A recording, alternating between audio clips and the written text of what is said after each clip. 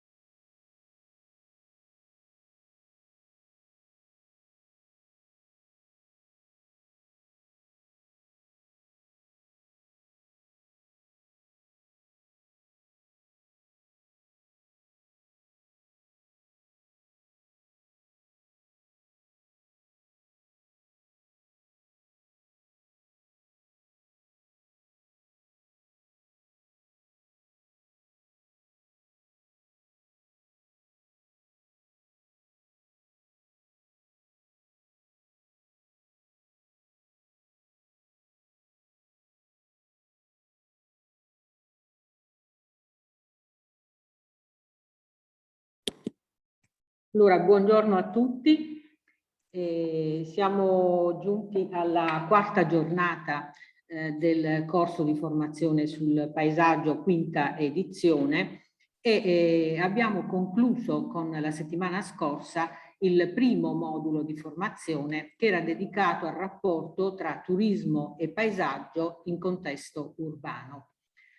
Nell'ambito di 3 settimane abbiamo potuto evidenziare non solo gli aspetti che viene ad assumere il turismo nei confronti del paesaggio urbano, di un patrimonio storico-culturale di grande valore. Non ci siamo appunto limitati a considerare i problemi e alcuni fattori importanti.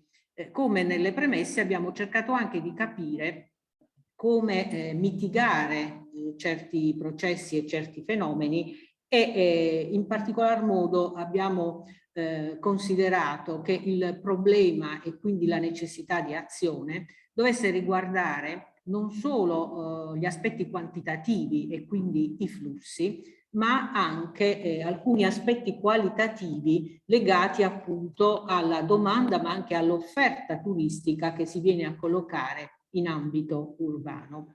Abbiamo parlato essenzialmente di 3 ambiti di intervento. Un primo ambito importante è quello della programmazione, che molte volte, come abbiamo rilevato sin dalla prima giornata, è importante che ci sia sin dal livello regionale, ma abbiamo parlato anche di una programmazione che riconsidera l'offerta più che regolamentare soltanto i flussi, una possibilità di azione a livello di progetto degli spazi pubblici e di una progettazione che venga in qualche modo a ricucire nello spazio urbano anche quegli spazi privati che potrebbero assumere un ruolo molto più importante e valorizzare alcune funzioni in un'ottica appunto di progettazione per una migliore qualità dello spazio pubblico.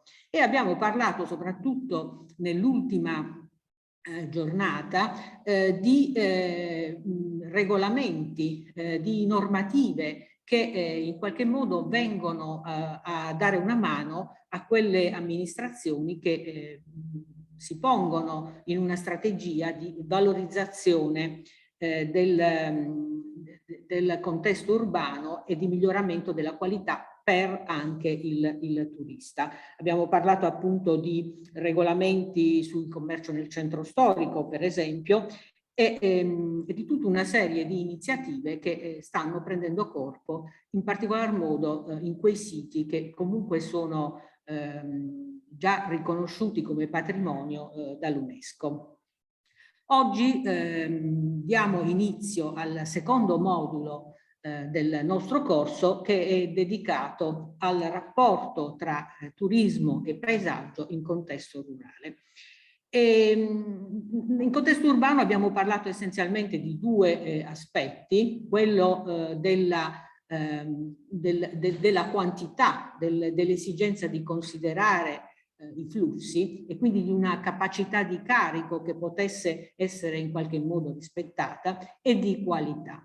In contesto urbano, in contesto rurale, è fondamentale il tema della produzione di paesaggio, quindi di una produzione di un'offerta in cui l'agricoltore da sempre è stato il principale, diciamo, protagonista. Oggi appunto alcuni meccanismi virtuosi probabilmente si sono un po' interrotti, e però c'è una domanda di turismo che invece richiede un ritorno ad una valorizzazione del paesaggio che viene ad assumere una concezione ampia, in cui non sono soltanto gli aspetti estetici che hanno un peso determinante, ma si parla appunto di turismo esperienziale che si immerge all'interno di un contesto in cui c'è una comunità, ci sono dei valori identitari che vengono conservati, ci sono esperienze da fare in varie azioni, in varie appunto attività.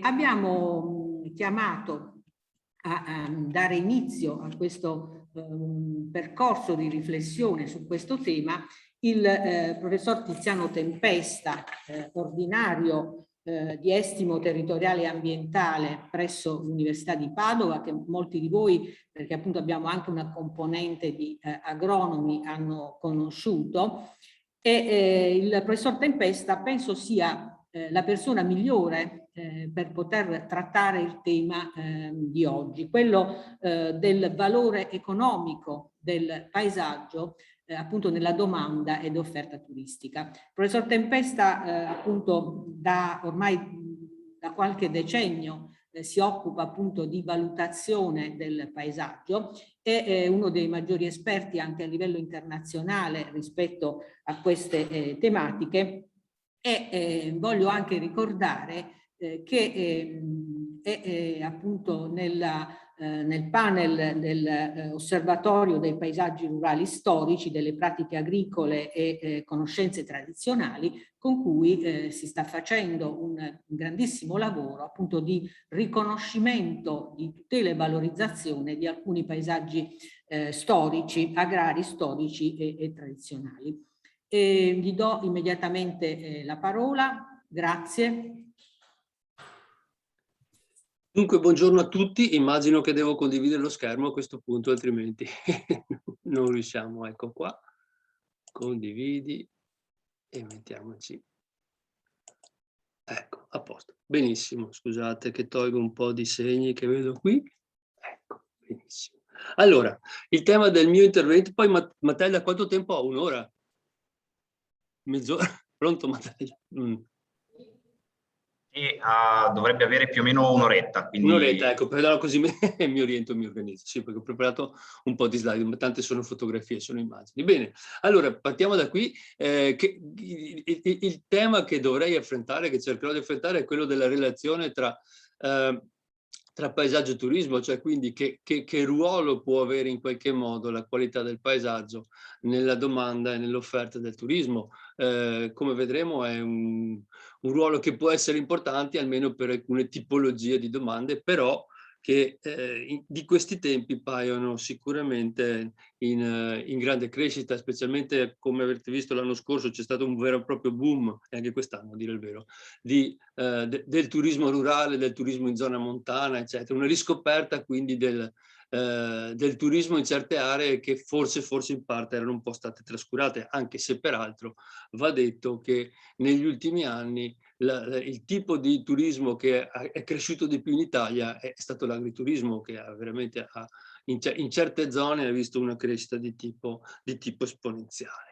Bene, allora bisogna sempre partire quando si affronta il tema del paesaggio dalla solita domanda: cos'è il paesaggio? Ovviamente voi avrete già dato una risposta durante il corso e immagino che quindi questa definizione, che è quella ormai consuetudinaria, che è quella della Convenzione Europea del Paesaggio, l'avrete vista e rivista, e tanto per richiamarla, quindi il paesaggio designa una determinata parte del territorio così come è percepita dalle popolazioni, il cui carattere deriva dall'azione di fattori naturali e o umani e dalle loro interrelazioni. E qui gli elementi portanti di questa definizione sono da un lato il concetto di percezione, che è qualcosa di poco esplorato ancora dal mio punto di vista, perché la percezione è multifunzionale, è veramente sfaccettato il concetto di percezione, che può andare dalla percezione visiva, ma può andare anche dalla percezione che ha una collettività del paesaggio in cui vive, e quindi è un prodotto veramente complesso e sfaccettato. E dall'altro, l'altro elemento, che tra l'altro era stato posto in evidenza ancora nel 61 nel libro di Emilio Sereni, La storia del paesaggio agrario italiano, in cui si dice che il paesaggio deriva dall'azione di fattori naturali e umani e dalle loro interrelazioni. A dire il vero, Sereni era molto più specifico, diceva che era l'agricoltore che di fatto formava il paesaggio. Che relazione può esserci tra preferenze paesaggistiche e offerta turistica? Io vi faccio un esempio, tanto per capire subito qual è la rilevanza che può avere la qualità del paesaggio quando decidiamo di svolgere un'attività turistica. Per esempio, stiamo cercando una camera in un hotel per andare in vacanza, dobbiamo prenotare una stanza ovviamente, e leggiamo nella brochure dell'hotel che ci sono due camere, quella con vista sulla spiaggia e quella con affaccio sul retro. Bene, se la veduta dalle due camere, quindi camera con vista sulla spiaggia e camera con vista sul retro, fossero queste, io immagino che non ci sarebbero dubbi sul fatto che tutti noi, a parità di prezzo, sceglieremo quella con vista sulla spiaggia. Perché? Il perché dovremo cercare di spiegarlo, d'accordo? Perché questo, vedere un paesaggio col mare, con le dune che vedete subito in primo piano, ci affascina molto di più che vedere una strada con un altro hotel sul retro. Questo mi pare abbastanza evidente. Il problema ovviamente si complica nel momento in cui il gestore dell'hotel, conscio di questa preferenza che hanno le persone per la vista sulla spiaggia, quindi sul paesaggio gradevole, comincia ad attuare un'azione di tipo monopolistico, cioè applica prezzi differenziati a seconda che la camera sia sul retro o che la camera abbia una vista sulla spiaggia. Ecco quindi che noi abbastanza facilmente possiamo capire, possiamo individuare qual è la funzione di domanda di qualità del paesaggio. Perché? Perché ci saranno soggetti che sono disposti a spendere cifre via via crescenti pur di avere la vista sulla spiaggia. E quale sarà il prezzo che poi verrà applicato? Beh, da un certo punto di vista potremmo dire che è il prezzo, cosiddetto prezzo del monopolista puro, quello che quindi aumenta, massimizza i profitti di chi gestisce l'hotel.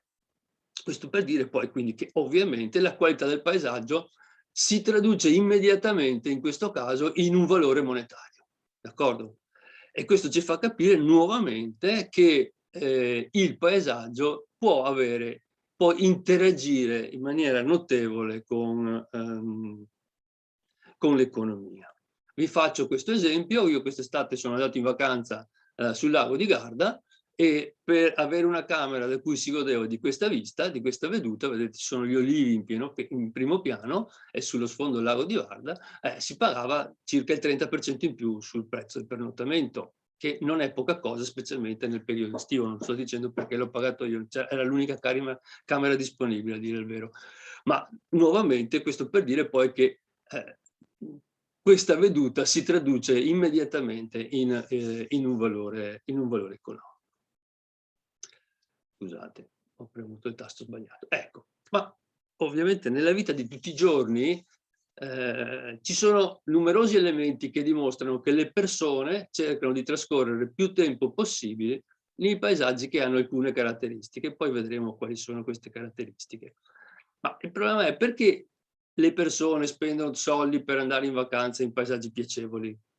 E perché le persone sono disposte a spendere di più per comprare o affittare case che godono di vedute, di aree verdi, di fiumi o di laghi? Beh, la risposta che io darei come economista è perché ottengono alcuni benefici.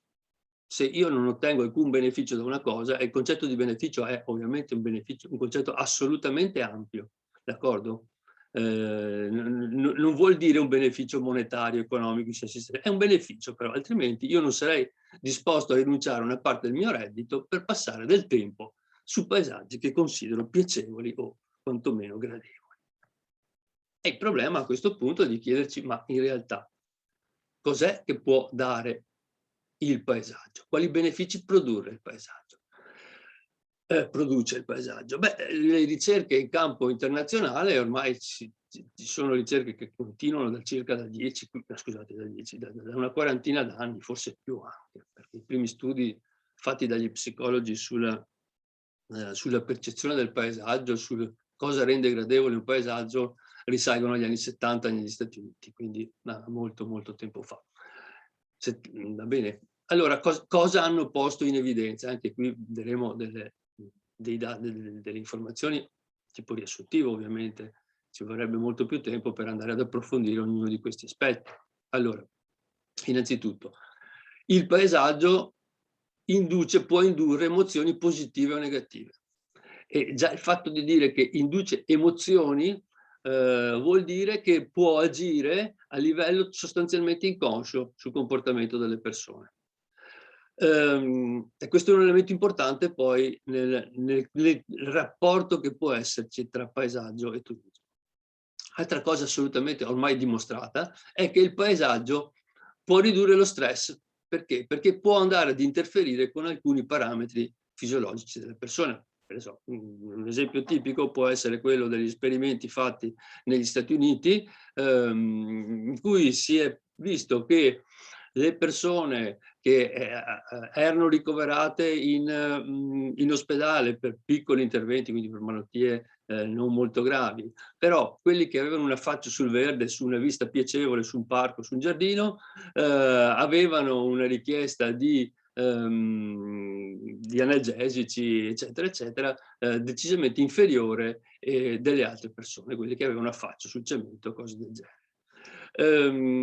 Oppure si è visto che tra i carcerati si vedeva che le persone che avevano un affaccio, ripeto, tra virgolette, più gradevole, trattandosi di carcere ovviamente, dovevano ricorrere meno a cure infermieristiche e a cure di vario genere. Quindi, dicevo, il paesaggio interferisce con alcuni aspetti, parametri fisiologici della persona. Un altro aspetto che è stato posto in evidenza è che la qualità, o meglio, certe caratteristiche del paesaggio, e in particolare tutti gli elementi del paesaggio che noi percepiamo come naturali, possono ridurre l'affaticamento mentale e migliorare le capacità cognitive. Si è visto per esempio negli Stati Uniti che bambini che si trasferivano da aree con poco verde pubblico ad aree con molto verde pubblico miglioravano le loro capacità cognitive. D'accordo? Quindi addirittura certi esperimenti hanno posto in evidenza che bastano dei manifesti all'interno delle scuole per migliorare un po' lo stato di rilassamento mentale e quindi le capacità cognitive. Anche qui, come dicevo, ci sarebbe una vasta e ampia letteratura da esplorare. Altra cosa importante, il paesaggio sicuramente svolge una funzione culturale ed educativa. La professoressa Rea accennava un istante fa all'Osservatorio Nazionale del Paesaggio Rurale e delle Pratiche Tradizionali di Interesse Storico. partendo da un'intuizione che Emilio Sereni aveva già espresso negli anni 70, attualmente siamo abbastanza convinti che certi paesaggi siano parte del nostro patrimonio storico-culturale. Quindi andare a vedere un paesaggio, se qualcuno ce ne spiega i contenuti e il significato, svolge sicuramente una importante funzione culturale ed educativa. Devo dire che su questa cosa c'è ancora molta strada da fare, perché molto spesso ci troviamo ad attraversare paesaggi senza che nessuno, in realtà in località turistiche, senza che nessuno abbia la capacità o la voglia di spiegarsi il loro contenuto culturale. Va bene. Altra cosa importante, il paesaggio può contribuire a rafforzare il senso di appartenenza e la coesione sociale delle comunità rurali. Anche questo a noi che ormai viviamo in aree urbane può sembrare un elemento secondario, ma in realtà in molti paesi in via di sviluppo o di quello che una volta chiamavamo il terzo mondo, va bene, in cui l'agricoltura svolge ancora un ruolo importante per l'economia della nazione, il fatto di avere comunità rurali che sono coese, in cui quindi permane un importante senso di appartenenza, ha un senso, ha un ruolo, un'importanza che ovviamente da noi è andato un po' perdendosi. Io, parlando di paesaggio da economista, quindi traduco tutti questi elementi nel concetto di domanda. La collettività esprime una domanda per la qualità del paesaggio, partendo proprio dai vari benefici che può ottenere dalle caratteristiche qualitative del paesaggio. Io in questa domanda distinguerei alcuni aspetti che riguardano, diciamo, di tipo più sociale, e riguardo gli interventi che possono essere svolti a livello pubblico per tutelare il paesaggio in quanto bene storico-culturale e per tutelare il paesaggio in quanto patrimonio identitario di una collettività. Apro una parentesi, il testo unico sui beni paesaggistico,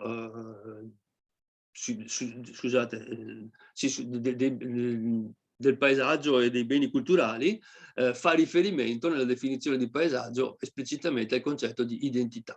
D'accordo? Quindi il paesaggio che è un elemento che consente di individuare la collettività, è un segno lasciato da una particolare collettività nel tempo. C'è però un aspetto più privato, mettiamola così, delle interazioni tra economia e domanda di qualità di paesaggistica. Io, per quanto riguarda i rapporti che si instaurano tra paesaggio ed economia in generale, distinguerei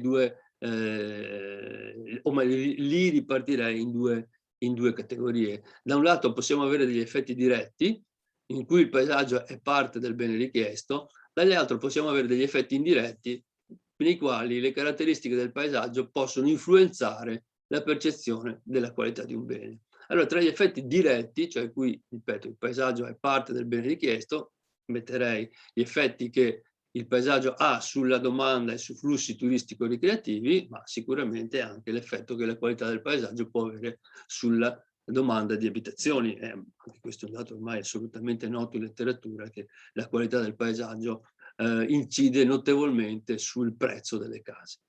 Per quanto riguarda invece gli effetti indiretti, alcuni studi hanno posto in evidenza che la caratteristica del paesaggio, la qualità del paesaggio può in qualche modo agire sulla percezione che un consumatore ha di un determinato prodotto agroalimentare. Quindi in questo caso il paesaggio la qualità del paesaggio viene trasferita in qualche maniera alla qualità del prodotto tramite un processo che è il cosiddetto effetto alone. Il paesaggio è bello, deve essere buono anche il prodotto, il vino che sto assaggiando. Voi rendete conto che se esiste questo tipo di relazione, lo sviluppo, la diffusione dell'enoturismo, del turismo rurale, implica la necessità di avere paesaggi quantomeno gradevoli, perché altrimenti si potrebbero avere degli effetti, diciamo, non molto positivi sulla percezione che i consumatori possono avere di un determinato prodotto agroalimentare. questo, devo dire che questi effetti indiretti sono stati studiati, ma ancora siamo un po' indietro, ecco, dal punto di vista della ricerca, dal mio punto di vista. Molto di più si potrebbe fare. Ok, benissimo. Allariamoci un attimo, magari queste cose ve le hanno già dette, ma io brevemente andrò ad analizzare quali sono i fattori che influiscono sulla domanda turistica. È chiaro che la domanda turistica, meglio, prima per rispondere a questa domanda dobbiamo partire da metterci d'accordo su cosa intendiamo per paesaggio, d'accordo, per turismo. Beh, anche questo vi sarà stato detto. Cos'è il turismo? Vuol dire viaggiare, soggiornare in luoghi al di fuori del normale ambiente per non più di un anno consecutivo per svago, affari e altri scopi. Ecco, turismo vuol dire molto di più di quello che normalmente consideriamo noi, perché dal nostro punto di vista generalmente turismo vuol dire vacanza, d'accordo? In realtà il concetto di turismo è molto più ampio e può riguardare sia il tempo libero e lo svago, ma viene considerato turismo anche chi viaggia, turista anche chi viaggia per motivi diciamo professionali. C'è tutto un turismo legato per esempio ai congressi, e poi possono essere altri motivi personali che possono andare dall'istruzione all'assistenza sanitaria e medica, ai pellegrinaggi religiosi e allo shopping e via discorrendo, d'accordo? È abbastanza chiaro quindi che a seconda del tipo di turismo che stiamo considerando, il paesaggio potrà svolgere un effetto che può essere più o meno rilevante. Allora, un'altra distinzione importante, e su cui molto spesso purtroppo si fa confusione, è quella tra escursionisti e turisti. Molto spesso, non so, con riferimento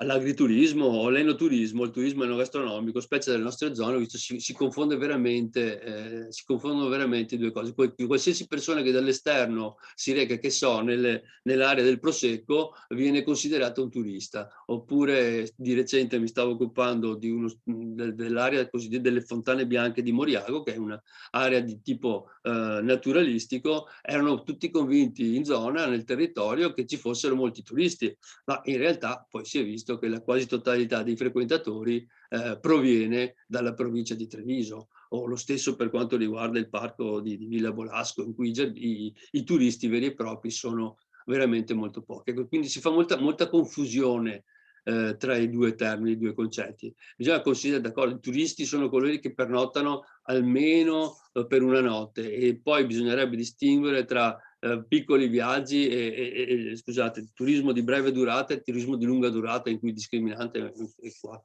4-5 pernottamenti. Perché è importante questa distinzione? Beh, perché ovviamente l'escursionista lascia molto meno sul territorio, cioè la presenza di uno escursionista induce un minore effetto positivo, ha un minore effetto positivo sull'economia locale, quantomeno perché non pernotta, quantomeno perché non acquista prodotti agroalimentari e via discorrendo.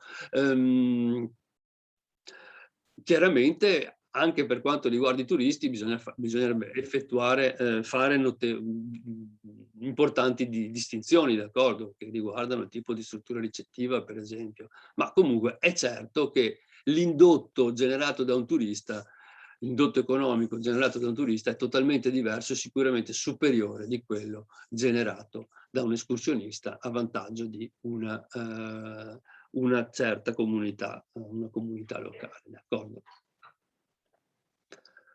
Bene, continuiamo ancora con qualche definizione di carattere generale per arrivare poi a vedere dove possiamo collocare il paesaggio in tutta questa storia. Beh, un altro concetto abbastanza importante è che il prodotto turistico è costituito da una pluralità di beni e servizi. Una persona non va a fare turismo in una certa località solo perché c'è un'area di interesse naturalistico.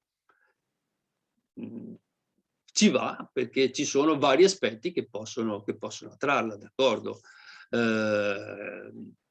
Quindi il prodotto turistico si basa sempre sulle risorse sia naturali che culturali che costituiscono il territorio, che riguardano natura, paesaggio, spiagge, montagne, monumenti storici, città d'arte, che possono essere gli input primari, però chiaramente il turista considera anche, per esempio, la facilità di accesso, la possibilità di muoversi, quindi la situazione dei trasporti in un certo luogo.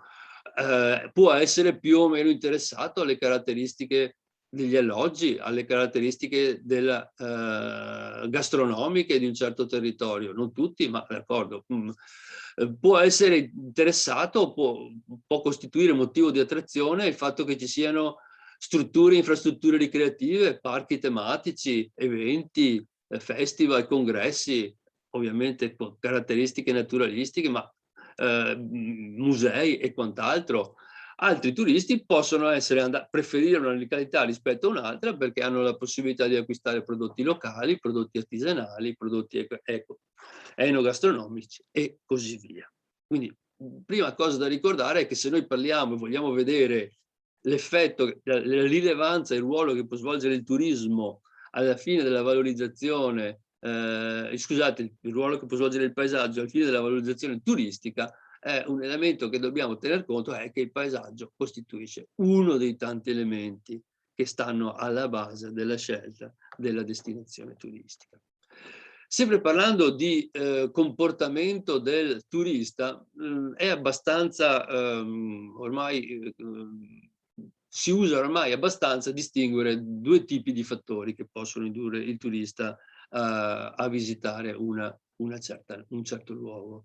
Distinguiamo i fattori di spinta, push factor, e i fattori di attrazione, pull factors. I fattori di spinta sono da porre in relazione in prevalenza a fattori soggettivi, interni al potenziale turista, e che assumono spesso un carattere emozionale, quali per esempio può essere il desiderio di cambiare, di uscire dai luoghi di vita quotidiana, il bisogno di riposo e relax, ma all'opposto del bisogno di riposo e relax può esserci quello di avventura oppure di interazione sociale. Quindi il turista può essere spinto da una pluralità di fattori che lo inducono a cercare un'area dove svolgere un certo luogo.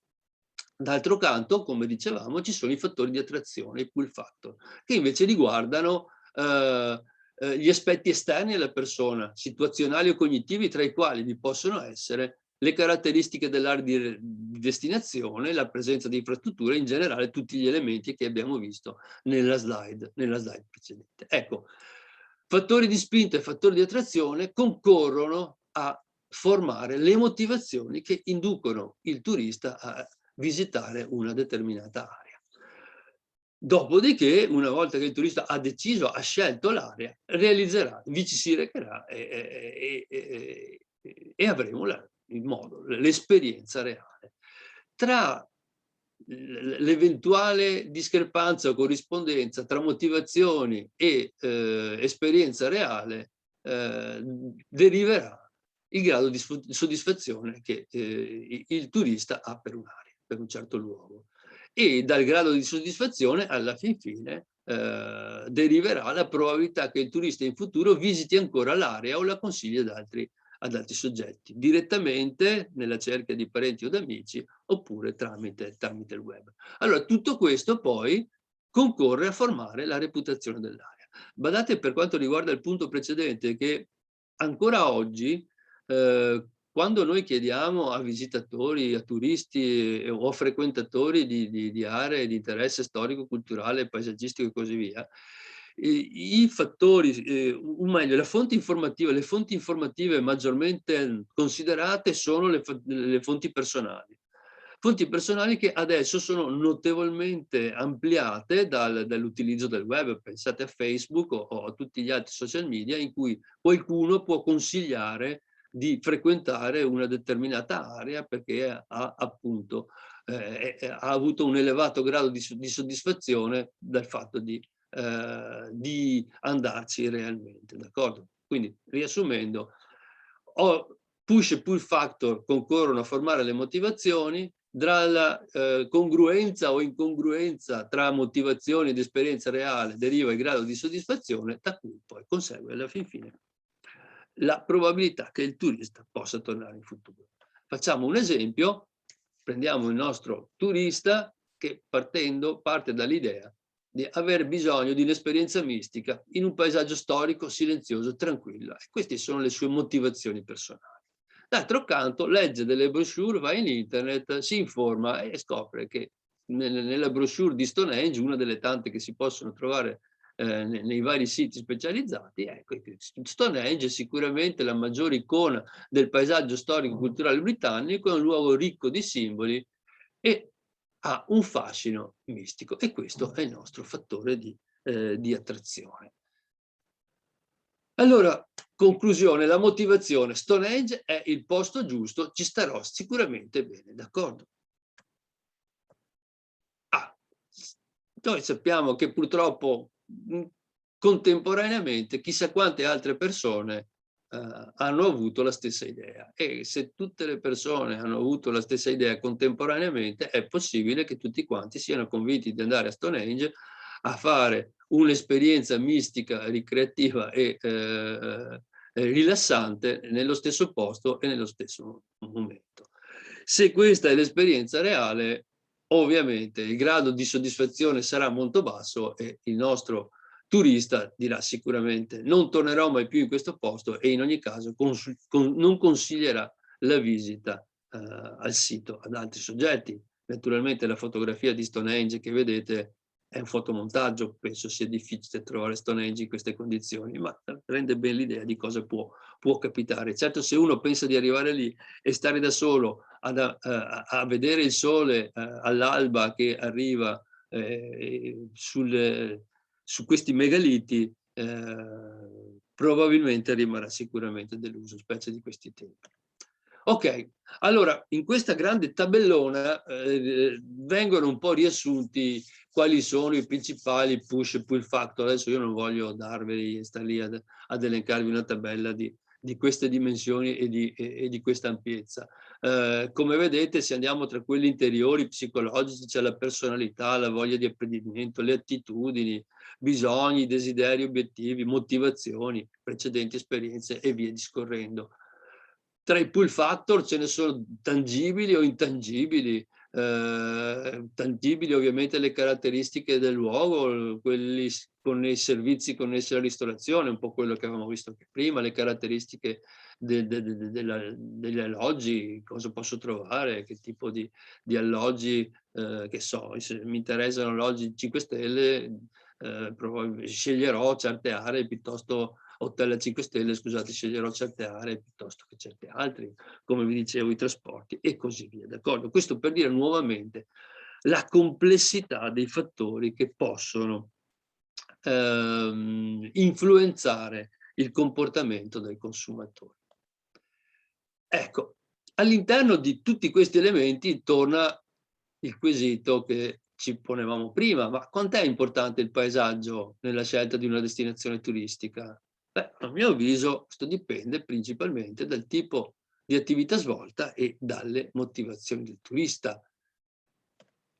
Ecco, se tra le motivazioni troviamo relax, miglioramento delle conoscenze culturali e storiche e ambientali, oppure di realizzazione spirituale, certe attività che sono collegate al paesaggio, meglio, certe attività saranno sicuramente collegate alla qualità del paesaggio. Quindi, a fronte di queste motivazioni, cosa andrà a fare un soggetto nel territorio? Beh, andrà a camminare, a fare giri in bicicletta, andare a cavallo o in barca, a fare gite turistiche, visitare luoghi di interesse storico, culturale, naturalistico e via discorrendo. Quindi, se le motivazioni, vedete, sono principalmente di tipo culturale, conoscitivo e di relax oppure di realizzazione interiore spirituale, questo si tradurrà in alcune attività e tutto questo sarà in qualche modo, troverà nel paesaggio, nelle caratteristiche del paesaggio, uno dei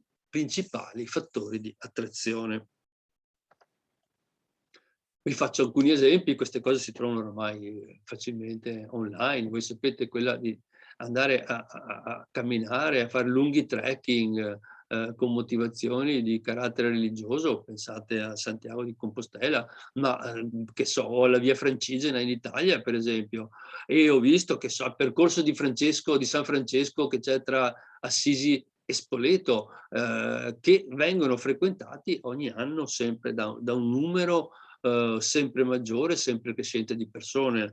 C'è anche tutto un turismo escursionistico nelle montagne venete o nelle montagne alpine, le alte vie per esempio, andiamo avanti, vedete, a cavallo.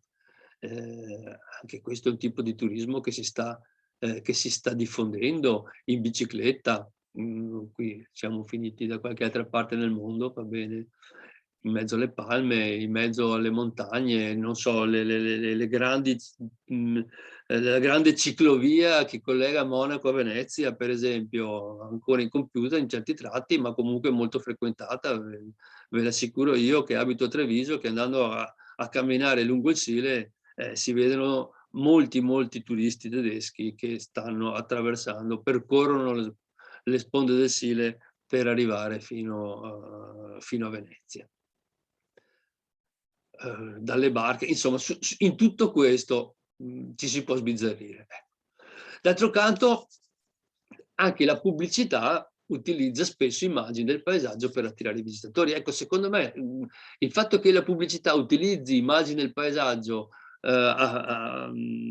per promuovere alcune località turistiche vuol dire che i responsabili o coloro che sono interessati, magari dal punto di vista economico oppure dal punto di vista politico, a valorizzare un'area, vuol dire che questi soggetti considerano la qualità del paesaggio importante per attrarre i turisti. Perché viene utilizzata l'immagine del paesaggio? Perché per certi versi il paesaggio costituisce un elemento di unicità di un territorio, è quello che lo distingue nettamente da altre aree che possono essere, dal punto di vista economico, essere definite come dei sostituti, quindi da possibili concorrenti nell'attirare la domanda dei turisti. Quindi il paesaggio comunica l'idea, o può comunicare, o può aiutare a comunicare l'idea che un territorio sia unico e non abbia sostituti. Devo dire il vero che, pensando ai paesaggi storici italiani attualmente iscritti al registro, effettivamente in questi 27 paesaggi troviamo situazioni che sono notevolmente diverse e tra l'altro hanno elementi di riconoscibilità pressoché assoluta, cioè ci sono dei fattori, degli elementi che li rendono unici. Che so, pensiamo, rimanendo nel Veneto, ai ciglionamenti dell'area del Prosecco, piuttosto che ai terrazzamenti che troviamo nella zona del Soave o in quella della vicina Valpolicella. Sia la zona del Soave e quella della Valpolicella si differenziano tra di loro, nonostante che siano praticamente confinanti dal punto di vista geografico. Oppure possiamo pensare dal punto di vista paesaggistico all'altro paesaggio iscritto nel registro, che è quello della Lessinia, che è anche un parco regionale, e anche questo è un paesaggio che ha elementi assolutamente di unicità nel panorama nazionale. Ecco, se noi riusciamo ad indurre a spiegare o a far pensare che il nostro paesaggio sia unico e non ha sostituto, in questo caso torneremo a quanto visto per l'hotel con un affaccio sul panorama. In questo caso potremo operare come, tra virgolette, possiamo dire, dei monopolisti, e un monopolista riguardo l'offerta turistica, e a questo punto, se siamo dei monopolisti, possiamo realizzare un extra profitto, d'accordo? Non avere dei sostituti consente di ottenere dei profitti maggiori, d'accordo? E quindi può essere particolarmente importante. Ecco, alcuni esempi ve li faccio vedere, tratti dal web in giro per il mondo, vedete, un po' dappertutto. Questo è interessante, poi sentire questo, questo è il suono del silenzio in cui nessuno sta alzando la voce, per dire che non c'è solamente un paesaggio visivo, ma c'è anche un soundscape, un paesaggio legato al silenzio, al sentire il rumore delle foglie, il canto degli uccelli, il rumore dell'acqua, il suono dell'acqua, eccetera, eccetera. Le Bermuda, l'Irlanda, questa qui tra l'altro Navarra, Colombia e via discorrendo. Ah, siamo arrivati qua. Guardate, questa l'ho trovata di recente online, vedete, il Prosecco è diventato patrimonio UNESCO e ecco qua l'offerta Smart Box che si può acquistare anche nei supermercati, in cui ti propone un tour delle colline del Prosecco con degustazione per 2 persone.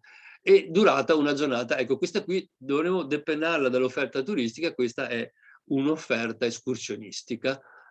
Oppure può essere, può interessare quello che mi piace definire il turismo di rimbalzo, cioè può interessare dei soggetti che sono in vacanza in una località che sono nel mare e però possono essere interessati poi a passare una giornata sulle colline del Prosecco, va bene?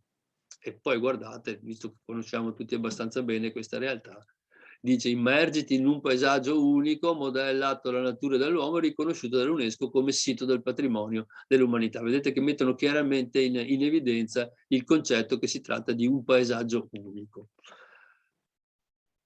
collegato ovviamente a un prodotto, va bene.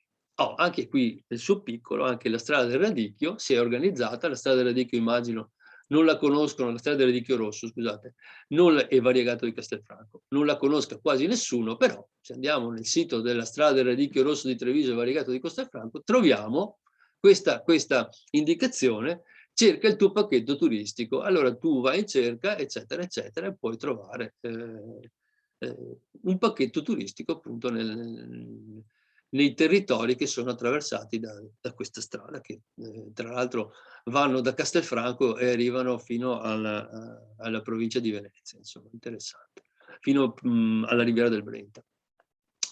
Certo che se poi lungo la strada del radicchio rosso troviamo situazioni di queste, probabilmente non saremo molto interessati a svolgere una vacanza in un'area come questa. Bisogna stare molto attenti quindi nell'attaccare questi cartelli in giro per le strade. Tant'è che quando avevamo proposto di fare questa strada e abbiamo disegnato questa strada, l'idea era di non cartellonarla sicuramente, assolutamente. Poi non so come sia finita dentro la strada del radicchio, almeno questa strada, perché noi non l'avevamo sicuramente proposta quando abbiamo disegnato questo percorso. Vabbè, non importa. Oppure se dobbiamo proprio fare pubblicità al nostro radicchio rosso, è meglio evitare immagini di questo genere, perché quel pilone dell'alta tensione messo là sopra, quello dietro mi pare sia no, non mi ricordo, forse la chiesa di Morgano, quella là. Va bene, un pilone del genere non rende certamente attrattivo questo tipo di paesaggio.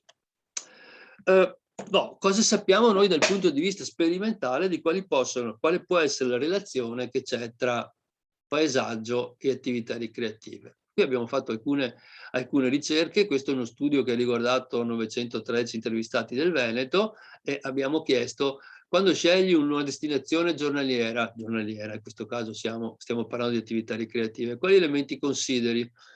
Questo dice, prima di tutto, se vedete è andato un punteggio da 1 a 5 per dire quanto era importante quali erano importanti questi elementi. Se guardate, il più importante di tutto è la bellezza del paesaggio.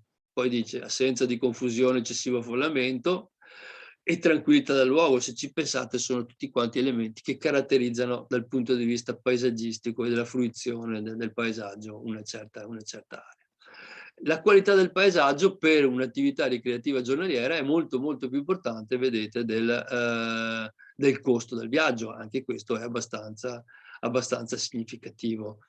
Quello che invece conta decisamente meno è la possibilità di avere aree attrezzate per il picnic, la possibilità di fare attività sportive e via discorrendo. Anche questo dovrebbe essere considerato attentamente da chi si occupa poi di valorizzazione turistico-ricreativa del territorio. Non sono le infrastrutture che determinano l'importanza ricreativa di un'area, o alcune infrastrutture. Questo invece è il risultato di uno studio fatto a livello nazionale con 3.846 intervistati 10 anni fa, e anche qui il campione era rappresentativo della popolazione italiana. La domanda era: nella scelta della destinazione per una gita giornaliera, un weekend, e qui dice anche una vacanza, che ruolo gioca il paesaggio? La prima risposta, quella che ha ricevuto il maggior numero la valutazione maggiore, d'accordo, è tra i fattori determinanti. Quindi il 42% degli italiani ha dichiarato che la qualità del paesaggio è tra i fattori determinanti. Un altro 29% ha detto ne tengo conto, ma a valle di altri fattori quali prezzo, possibilità di svago, eccetera, eccetera. Cioè, tutti gli altri elementi che abbiamo visto in precedenza. Non lo ritengo importante solo il 4,6%.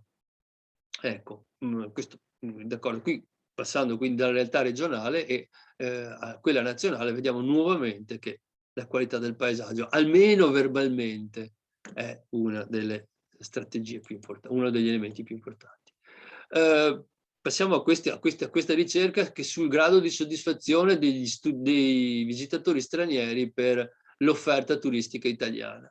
Beh, se guardate, questa qui è la percentuale in verde, la percentuale di quelli che si sono dichiarati molto soddisfatti per ognuno di questi elementi che vedete indicati. Invece quello che vedete in rosso, la linea rossa, è la percentuale di quelli che si sono dichiarati poco soddisfatti o insoddisfatti. Bene, se andiamo a vedere qual è l'elemento per i quali i visitatori stranieri si sono dichiarati più soddisfatti, vediamo che per i tedeschi è paesaggi, panorama e mare, 71%, e seguito subito a ruota da musei e monumenti. I francesi mettono al primo posto musei e monumenti, seguito subito dopo da paesaggi, panorama e mare, e per gli inglesi nuovamente troviamo prima paesaggi, panorama e mare e poi per musei, monumenti. Quindi per dire che non sono solamente i turisti italiani ad apprezzare notevolmente o a mettere al centro della loro esperienza turistica la qualità del paesaggio, ma anche turisti che vengono dall'estero.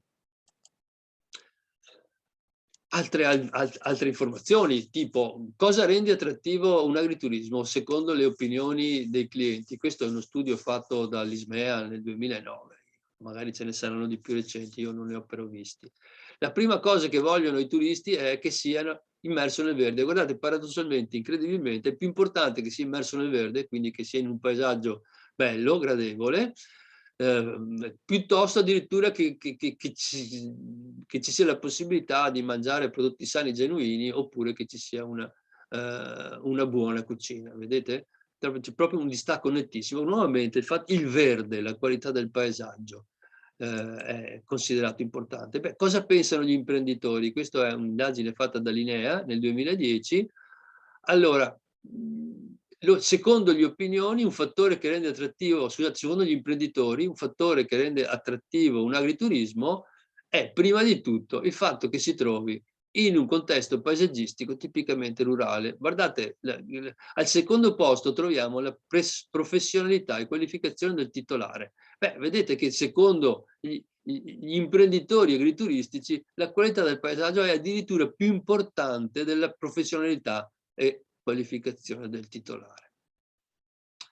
E del comfort degli spazi, vedete, d'accordo? Che può sembrare abbastanza strano, ma nuovamente gli imprenditori del settore, appunto, si rendono ben conto di quanto del ruolo che possa svolgere il paesaggio nell'attrarre appunto la domanda agrituristica. Beh, questo è uno studio che abbiamo fatto di recente, qualche anno fa, sì, abbastanza di recente, sulle preferenze paesaggistiche dei turisti in Umbria, anzi degli agrituristi in Umbria. Noi qui abbiamo fatto un disegno sperimentale, abbiamo intervistato un certo numero di frequentatori di agriturismi, scusate, per verificare l'importanza che hanno alcuni fattori nella scelta di un agriturismo dove passare il fine settimana. E poi verificare l'importanza relativa di questi fattori rispetto alle caratteristiche dell'agriturismo e poi stimare la disponibilità a pagare un cosiddetto premium price, cioè pagare di più per disporre di ognuna di queste caratteristiche. Beh, qui salto, siamo in Umbria, questi qui sono i prati di Castelluccio.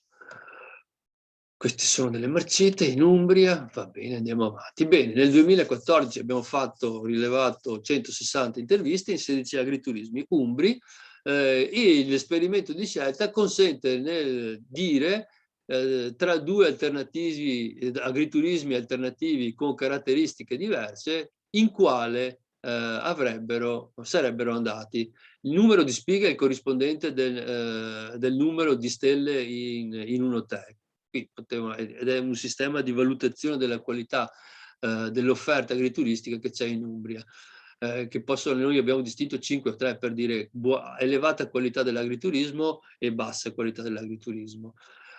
Può essere se si trova in un sito di interesse comunitario, quindi in un'area di notevole importanza naturalistica, se è situato all'interno di un paesaggio agrario tradizionale, se c'è la piscina e se si trova in vicinanza di un borgo storico culturale. Da ultimo il prezzo del pernottamento per 2 persone con una prima colazione. Allora noi simuliamo vari prodotti agrituristici e vediamo poi quali sono preferiti dalle persone che noi intervistiamo.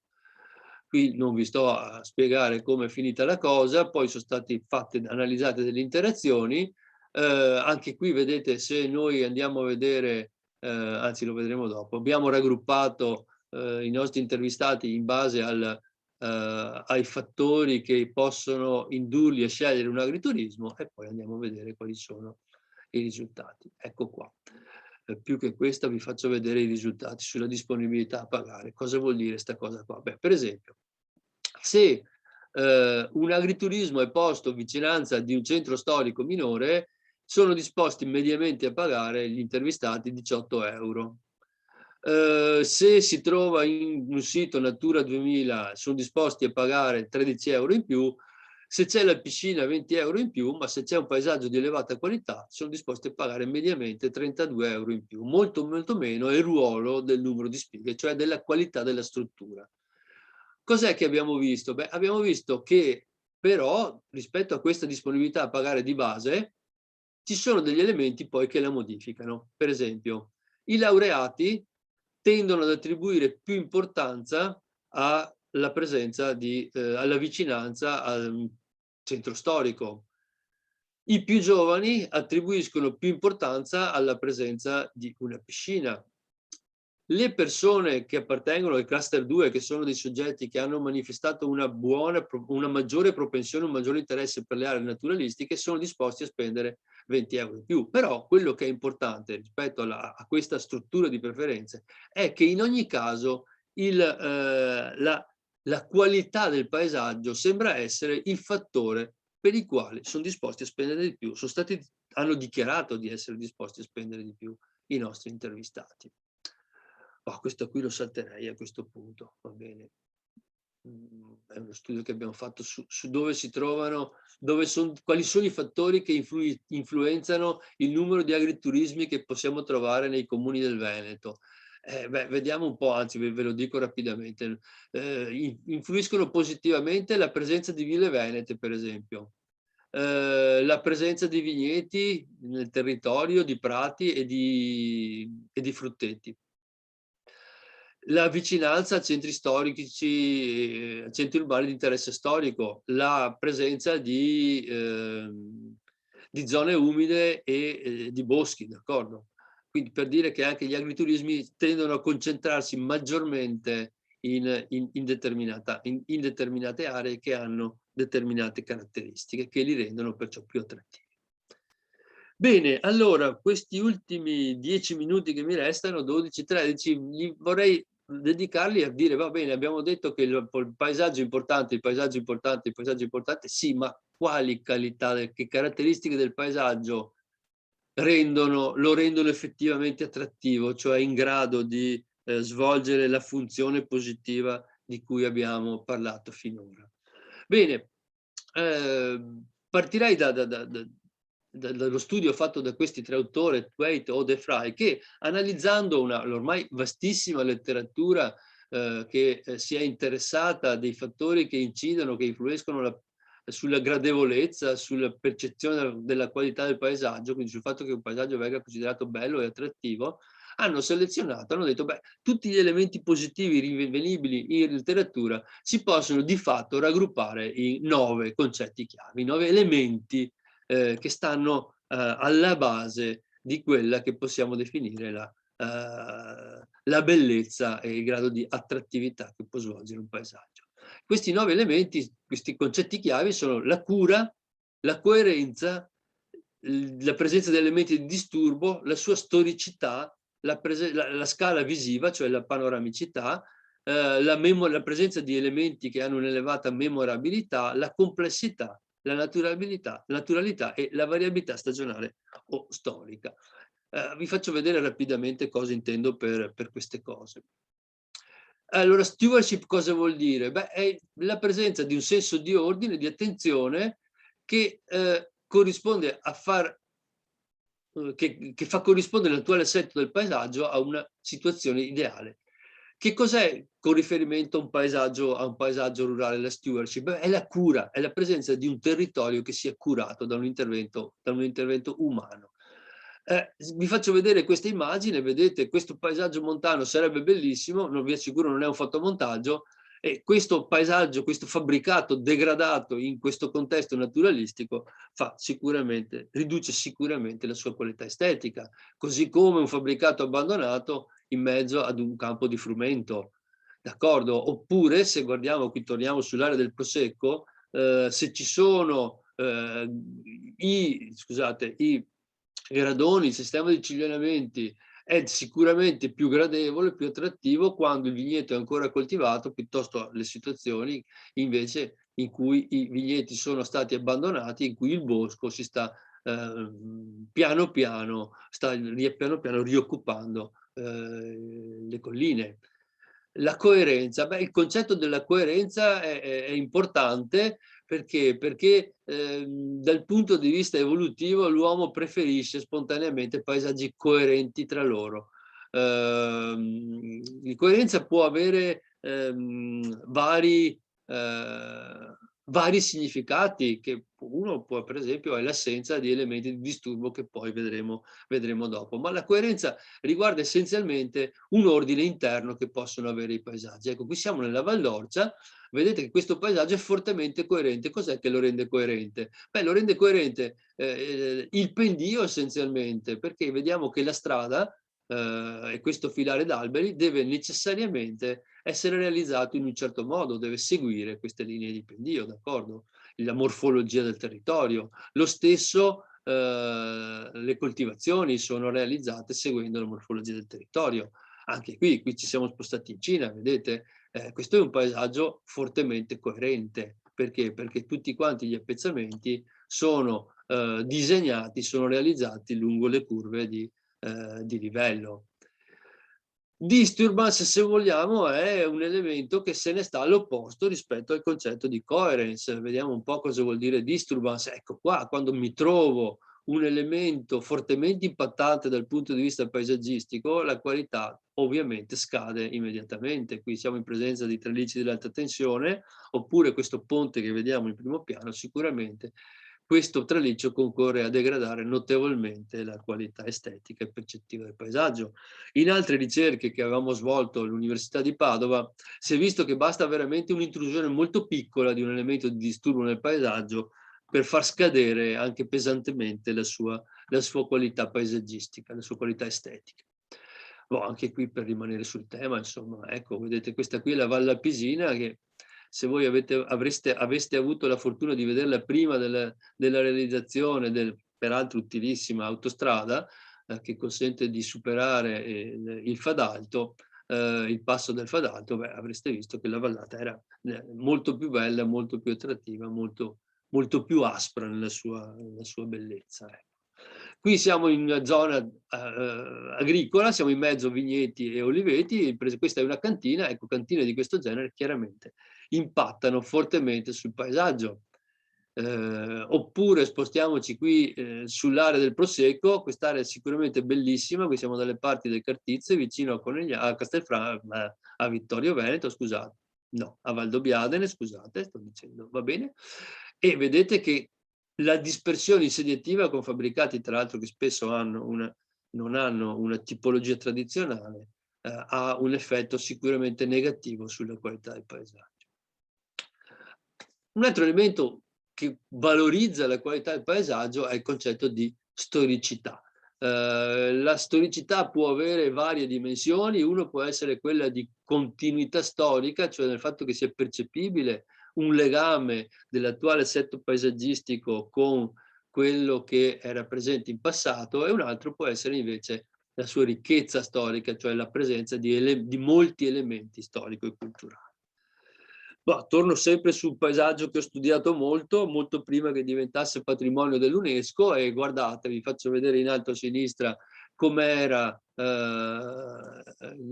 questo territorio, l'area appunto che è diventata patrimonio dell'UNESCO tra la fine del 600 e inizi del 700, e vedete che quella perticazione veneziana, grosso modo, sembra essere una fotografia fatta molti anni fa del paesaggio dei paesaggi che vediamo in basso a destra, d'accordo? Le caratteristiche del paesaggio sono assolutamente simili, vigneti che coprono tutti i pendii, con la sola eccezione delle aree più scoscese che in passato erano lasciate a prato, mentre attualmente sono state praticamente occupate dal bosco, visto che la zootecnia è scomparsa da questi territori. Storicità, questa è la rotonda del Palladio, che ovviamente rende unico questo paesaggio, ma storicità può essere anche testata dalla presenza di fabbricati di questo genere. La scala visiva, il panorama, ecco, anche qui dal punto di vista evoluzionistico l'uomo tende a preferire aree da cui si gode un ottimo panorama. Cioè la cosiddetta teoria che ha formulato lo geografo inglese Appleton, che dice che i paesaggi preferiti sono quelli che offrono prospect and refuge, da un lato che danno la possibilità di vedere ampi spazi, e dall'altro che fanno intravedere subito posizioni in cui rifugiarsi in caso di pericolo. Questo, quindi la visual scale, la preferenza per le ampie scale visive, deriva proprio, dovrebbe essere per certi versi innata nell'uomo. Ecco qui, guardate questa immagine, la scala visiva è molto ampia, è una foto che ovviamente ha anche altri elementi di interesse paesaggistico, numerosi, no? Prima di tutto la lavanda che vediamo coltivata, il colore della lavanda, questa ondulazione, ma anche il fatto che ci siano quel boschetto e questo fabbricato e quello sfondo dalle montagne dà sicuramente la rende sicuramente questo paesaggio molto attrattivo. Oppure in questo caso questa vasta coltivazione, immediatamente collegato al concetto che abbiamo visto prima, quello per esempio di storicità, c'è quello di memorabilità. Ci sono degli elementi che rendono assolutamente unico un paesaggio, fa sì che una persona se lo ricordi molto facilmente, lo tenga, venga impressionato dalla presenza di questi elementi. Quindi il concetto di magiability, ma in italiano lo tradurrei con memorabilità, non saprei che altro termine usare, si può definire quindi la presenza di elementi, punti di riferimento e particolarità naturali e culturali che contribuiscono a dare al paesaggio una forte immagine visiva nell'osservatore, e quindi rendono questi paesaggi distinguibili e memorabili. Siamo sempre nel Veneto, questo è il castello di Soave. È chiaro che il castello di Soave circondato da vigneti è un elemento che dà a quel paesaggio un elemento di unicità e di memorabilità. Questo è il castello di Monteriggioni, vedete nuovamente siamo all'interno di un paesaggio rurale, ma il castello di Monteriggioni rende unico questo paesaggio. Oppure i famosissimi cipressi della Val d'Orcia, che sono finiti nelle pubblicità di tutti i tipi, da quelli perfino in quelli della carta igienica, insomma, per dire fino a che punto può essere utilizzato questo tipo di paesaggio. Oppure McDonald's ha sfruttato questa immagine per promuovere i panini fatti con la chienina. per migliorare l'imagginability, la memorabilità del territorio, beh, cosa stanno facendo le nostre cantine? Perché realizzano questi interventi, tra l'altro anche molto belli dal punto di vista architettonico? Le cantine, alcune grandi cantine, appunto, stanno cercando, o con questo tipo di interventi, commissionati a grandi architetti, stanno appunto cercando di migliorare la memorabilità dei territori che da loro coltivati e di conseguenza anche la bontà del prodotto che stanno utilizzando. Questa qui è di Calatrava, va bene, ma insomma ce ne potrei farne vedere molto altro. La complessità, invece il concetto di complessità è un concetto che riguarda essenzialmente la ricchezza di elementi e delle caratteristiche del paesaggio. L'uomo tendenzialmente non preferisce i paesaggi monotoni, in cui non c'è nulla da vedere, in cui non c'è niente di particolarmente interessante. Esempi di scusate, per quanto riguarda la complessità, però dobbiamo considerare che l'uomo preferisce situazioni di media complessità. E nuovamente questo deriva da fattori evoluzionistici. Per esempio, una situazione di affollamento, di caos, non è sempre molto piacevole da vedere. E una situazione di estrema complessità e di difficile comprensione, quale può essere un bosco abbandonato, qui siamo su una duna vicino ad Eraclea, nuovamente ci induce stress un paesaggio di questo genere, non è particolarmente gradevole. La naturalità, ho ancora qualche minuto di tempo, 1 o 2 a dire il vero. Il concetto di naturalità è, che cosa vuol dire naturalità? Beh, naturalità sarebbe data dalla vicinanza di un ambiente e del relativo paesaggio al suo stato naturale, cioè quindi al suo climax, d'accordo? Quindi il paesaggio che dovrebbe esserci in un dato bioma.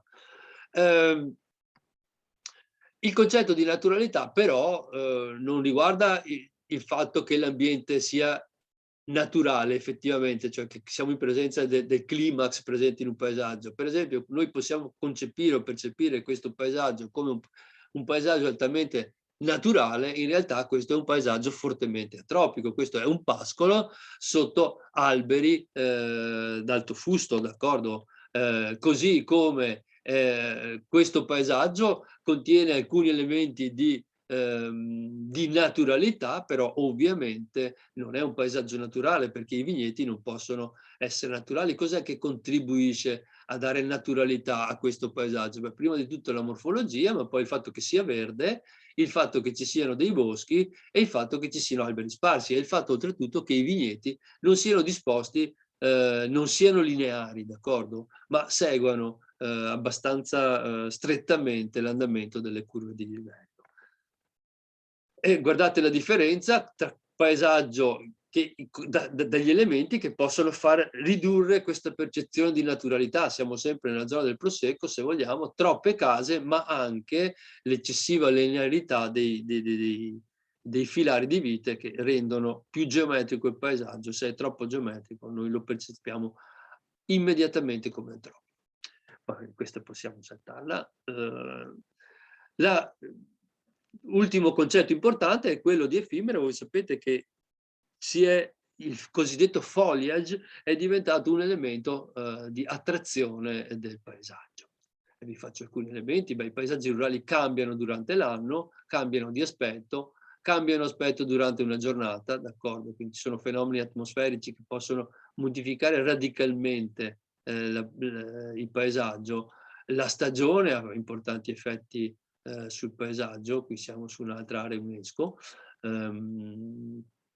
e chiaramente quindi a seconda del momento della giornata poi può cambiare il paesaggio. Io a questo punto mi fermerei qui, mi pare che la mia ora sia trascorsa, volevo proseguire, avrei potuto darvi qualche ulteriore elemento sull'interazione tra questi concetti di base, ma penso che di aver esaurito il mio tempo, il mio spazio.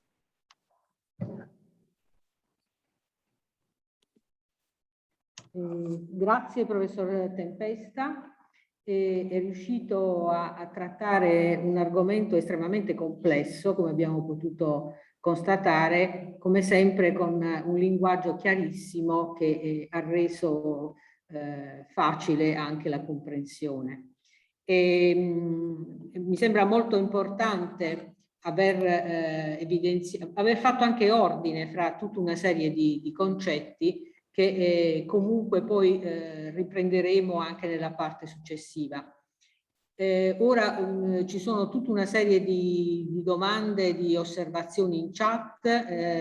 Il tuo intervento è stato accompagnato da un vivace dibattito poi in chat e quindi ora magari Filippo riprende un po' gli argomenti che sono stati portati.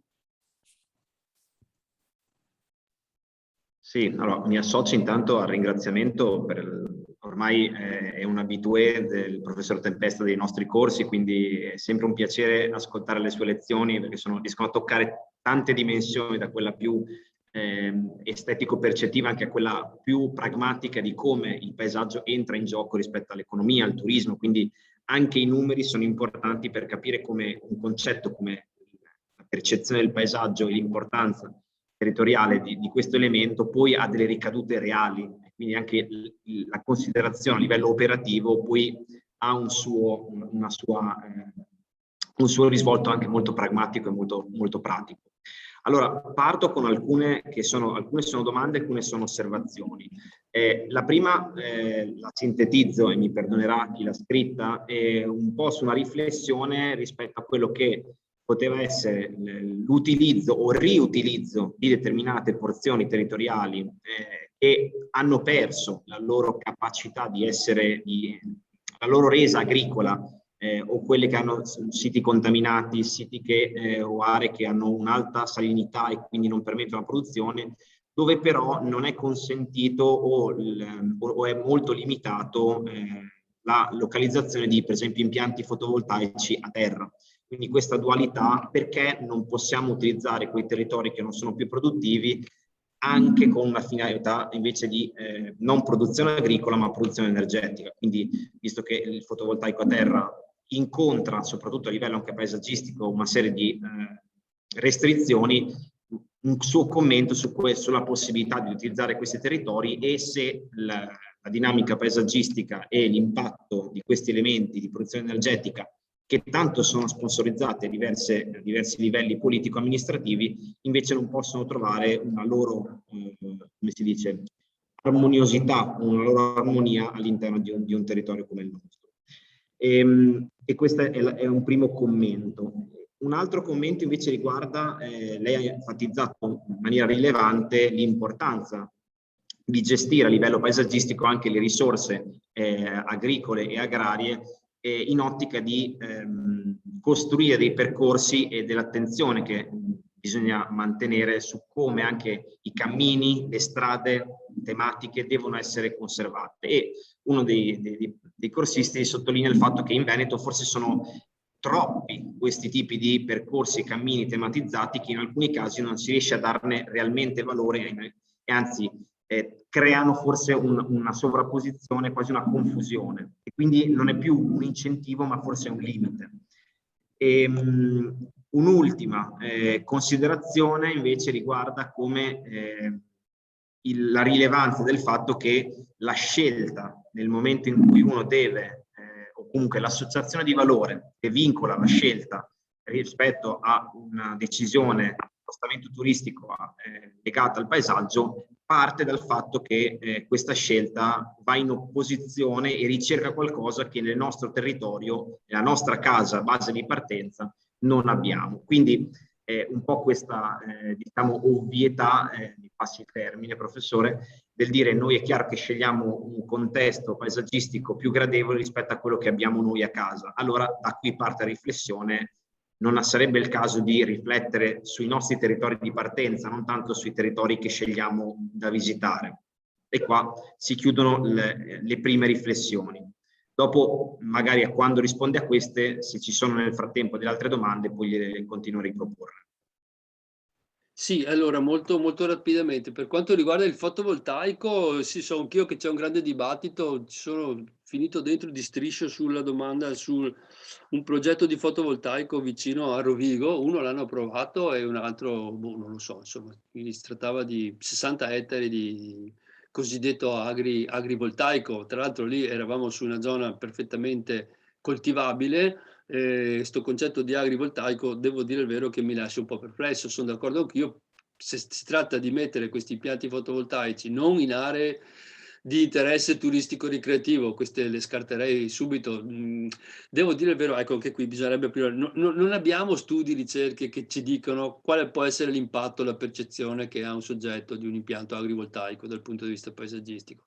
Certo è, per esempio, che sicuramente in collina l'effetto è molto più pesante che non in pianura, d'accordo? Ho presente certi impianti agrivoltaici nelle Marche, sono veramente, scardinano la qualità del paesaggio, non c'è niente da fare, insomma, non puoi più percepirlo come naturale. Potrebbe essere che qualcuno li trovi gradevoli, ma onestamente, guardando quali sono gli elementi che concorrono a formare la gradevolezza, l'attrattività per un paesaggio, mi pare che un impianto fotovoltaico, anche agrivoltaico, chiamiamolo come vogliamo, sia un elemento percepito come un elemento di contrasto, d'accordo? Non certo un elemento, è totalmente incoerente con il resto del territorio, va bene? Certo è che gli impianti fotovoltaici si possono fare, si devono fare sicuramente, in aree, per esempio, pensiamo a tutte le zone industriali dismesse del Veneto. Cioè, mi pare che lo studio che aveva fatto lo IUAV parlava di 10.000 capannoni inutilizzati nel Veneto, il 10% di cui 5.000 non recuperabili. Io non so perché non possiamo partire da là. Io partirei da là, partirei da tutte le aree marginali, ma ripeto, anche qui ci vuole dietro però un sistema di programmazione che mi dica innanzitutto se sono in una zona che ha valenza turistico-ricreativa, questa cosa non la metto. Interferire il meno possibile anche con l'agricoltura dal mio punto di vista. Sì, è vero, questi qui ho visto il progetto di impianto agrivoltaico, questi qui sono sollevati da terra, sotto rimane un prato e il prato ha minore impatto ambientale, giusto, del mais, però anche lì bisognerebbe distinguere perché posso fare il mais in maniera biologica, per esempio, magari si abbassa un po' la sua produttività, ma la resa in termini di unità foraggere del mais è enormemente più grande di quella di qualsiasi prato, tanto per essere, parlando da agronomo, ecco. Quindi, ripeto, prima di andare ad occupare terreni coltivati e coltivabili e anche molto produttivi dal punto di vista agricolo, io ci penserei sopra 3 volte, insomma, ecco, va bene. Se fossi un politico, va bene, poi naturalmente ognuno va. Chiaro che dal punto di vista dei costi di realizzazione di questo tipo di impianti, avere 60 ettari belli disponibili o 50 o 100 ettari pianeggianti in cui è facile fare tutti gli interventi che ci servono e in cui è facile mettere l'impianto fotovoltaico, eccetera, eccetera, abbiamo delle economie di scala e capisco che la cosa sia molto, molto appetibile, però non la considero del tutto corretta, ecco, secondo me, dal mio punto di vista. Bene.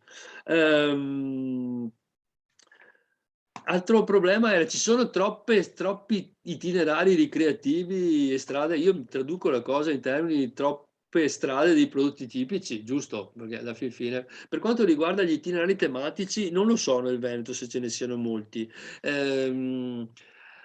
Non lo so, per dire, allora a un certo punto, mi sposto un po' di lato prima di rispondere, pare che il turismo sia il toccasana di tutto.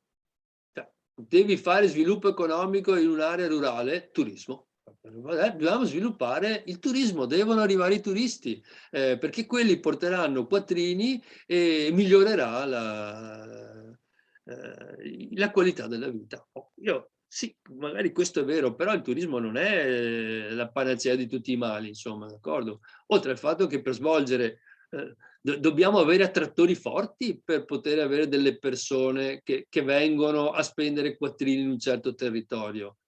Purtroppo i paesaggi rurali non sono attrattori forti, ecco, dal mio punto di vista, se vogliamo. Si portano dietro quell'insieme di altri beni e servizi che bisogna essere in grado di dare. Se non ho un'adeguata offerta alberghiera o ricettiva, la gente non viene, d'accordo? E poi la prossima volta non torna e l'ospitalità turistica non è che te la inventi dalla sera alla mattina, tanto per essere precisi. Ecco, qua mi sposto. Allora, cosa è successo negli ultimi anni? Ho visto con i GAL queste cose qui, no? Con i piani di sviluppo rurale, Interreg e balle varie. Tutti quanti cosa hanno fatto? A un certo punto hanno incominciato a dire turismo, facciamo i percorsi, facciamo gli itinerari, facciamo i sentieri, facciamo le passeggiate, facciamo queste cose qua. Se andate nella zona io scusate, l'ho studiata molto, la zona della DOCG, che parlo sempre di quella, ma del Prosecco, perché ci ho fatto la strada un po' di anni fa, abbiamo rifatto la strada del vino e quindi l'ho conosciuta bene. Ma lì, per esempio, i GAL locali, una delle cose che hanno fatto dei percorsi pedonali. Se tu vai là adesso non li trovi più, perché? Perché li tracci una volta, se non fai continua manutenzione, se non sono continuamente frequentati, scompaiono, va bene? Quindi sono soldi totalmente buttati via. Sono d'accordo anch'io.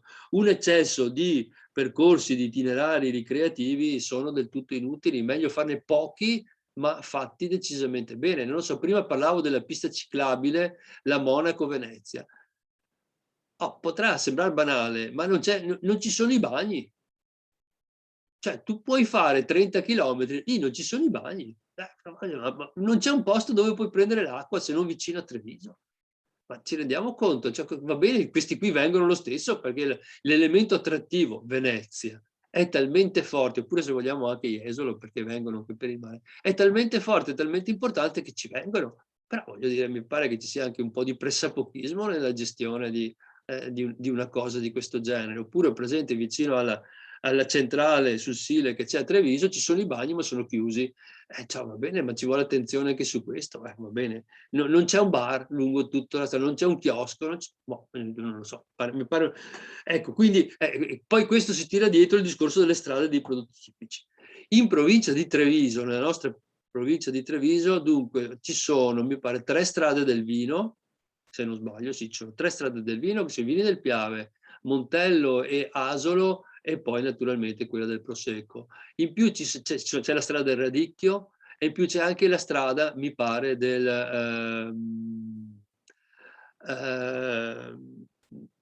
dell'Asparago, perché abbiamo anche una strada, cioè, 5 itinerari turistici erano stati ce li aveva fatti fare la provincia di Treviso, perché tutti a un certo punto volevano l'itinerario turistico, la strada di qualcosa. Ma ragazzi, sono quattrini buttati via, quantomeno per lo studio che ci ha fatto fare, pagato poco magari, ma sempre pagato, insomma, del tutto inutile fare cose del genere. Sono d'accordo che io in una provincia, ma ammesso che il problema sia la provincia, queste strade di prodotti tipici devono essere fortemente mirate e te ne basta una. Abbiamo strade del vino che attraversano zone industriali, insomma, Valpolicella, la strada del vino passa in mezzo alle zone industriali, ma non si può. La fai passare su una strada statale, ma non si può. Cioè, voglio dire, fate a meno di farla, cosa vi dà?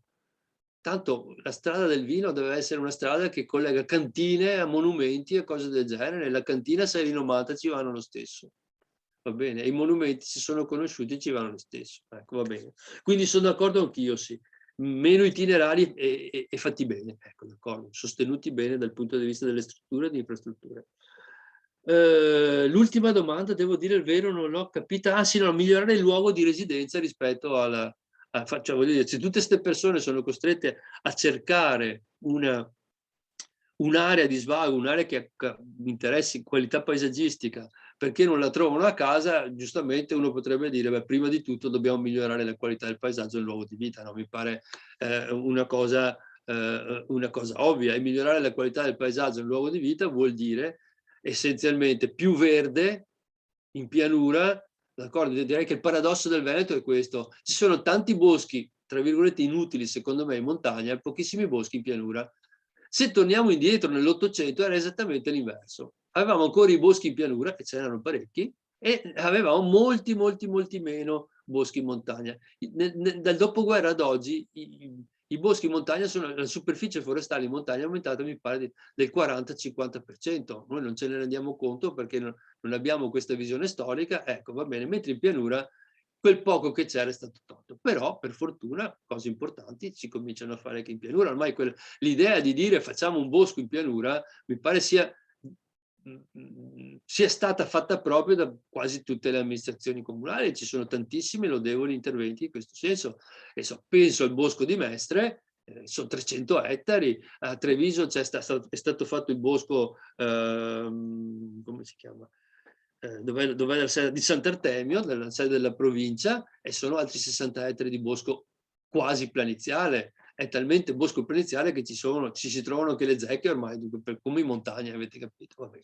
Le cose gravi, poco buone, trasmigrano facilmente. Ecco, per dire sì, sono d'accordo anch'io, bisogna migliorare sicuramente l'ambiente di pianura, che vuol dire mettere dei punti attrattivi e poi mettere anche percorsi ciclabili, piste ciclabili. Anche questo un po' alla volta ci si sta attrezzando, anche se sono percorsi lunghi, e i cittadini hanno il diritto, dovere di chiedere, di volere infrastrutture verdi e piste ciclabili in pianura e ovunque sia necessario.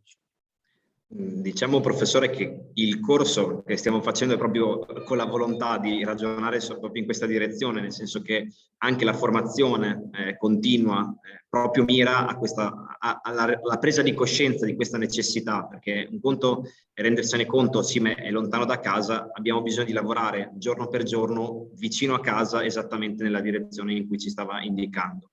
E le faccio un'ultima domanda prima di fermarci un momento per la pausa e lasciare spazio agli interventi successivi, che è una domanda di più strategica, in cui uno dei corsisti chiede se la pianificazione turistica regionale attualmente tiene in considerazione la qualità paesaggistica nelle sue definizioni strategiche e operative. Questa sì che è una bella domanda. Mi dispiace, ma conosco poco la pianificazione turistica regionale. Io devo dire il vero che dopo Mattelda siamo partiti assieme, ti ricordi? Quanti anni fa? Non mi ricordo più quando siamo partiti ad occuparci di queste cose. Quanti piani abbiamo visto nella nostra presenza sul territorio? Abbiamo visto piani di tutti i tipi, di tutte le caratteristiche, piani turistici.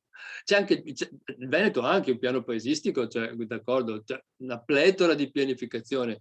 Il dubbio che mi viene poi alla fin fine, proprio guardandolo da molto lontano, è che tutta questa pianite non sempre sia stata così efficace come noi avremmo desiderato e avremmo sperato, insomma, ecco. Certo è che, ripeto, io non lo conosco, cioè, non so poi nella pianificazione turistica regionale quanta attenzione sia posta alla gestione del paesaggio, al fatto di indirizzare i flussi turistici in un certo modo, al fatto di porre al centro delle cose, che so, un esperto in qualità paesaggistica che ti dica: no, guarda, quella cantina là sarebbe meglio che tu la nascondi da qualche parte, mettici alberi, falla vedere il meno possibile, e la prossima volta che fate una cantina fate un progettino un attimo meglio mirato al contesto paesaggistico, ecco, dico così. Oppure in questo tratto, se c'è quel traliccio dell'alta tensione, almeno qui fatelo sparire, mettetevi d'accordo con l'Enel, dico cose così, ma per dire di quante altre cose poi di poco gradevoli possiamo trovare andandocene in giro per i nostri territori, anche di rilevante valenza turistica, ecco, d'accordo.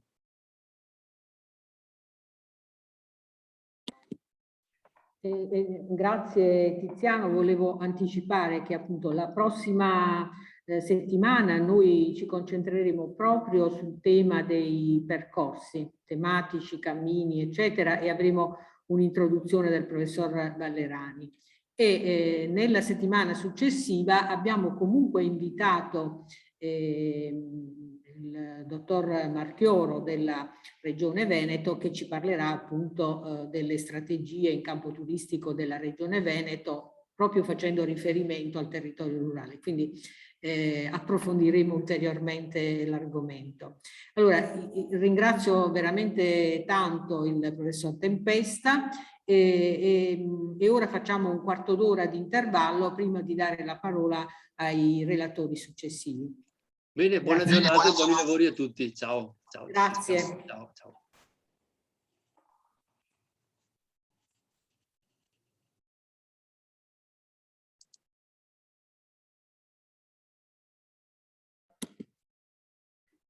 Possiamo riprendere?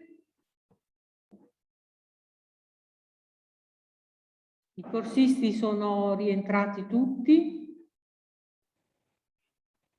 Bene, allora possiamo con piacere riprendere questa seconda parte della mattinata. Il professor Tempesta ci ha dato un po' la cornice entro cui muoverci, ma anche tutta una serie di stimoli che riguardano sia le motivazioni, diciamo, del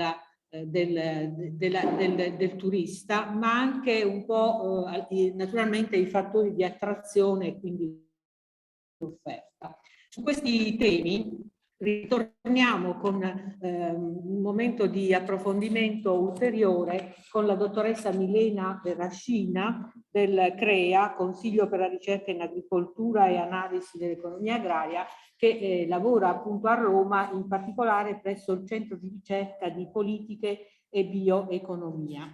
In particolar modo la dottoressa segue la redazione e progettazione editoriale di una rivista quadrimestrale del CREA, della rete rurale in particolare, che in un numero in particolare ha dato grande risalto alle cosiddette eccellenze dell'offerta turistica in territorio rurale. L'abbiamo quindi invitata a portare appunto il suo contributo un po' per ricostruire queste nuove diciamo caratteristiche della domanda turistica. Abbiamo parlato appunto di un turismo esperienziale e dall'altra parte come si sta modificando l'offerta per rispondere appunto a questa domanda. Il professor Tempesta ci ha fatto vedere che almeno un 40%, forse più del 40%, mette comunque il paesaggio al primo posto nelle motivazioni della visita.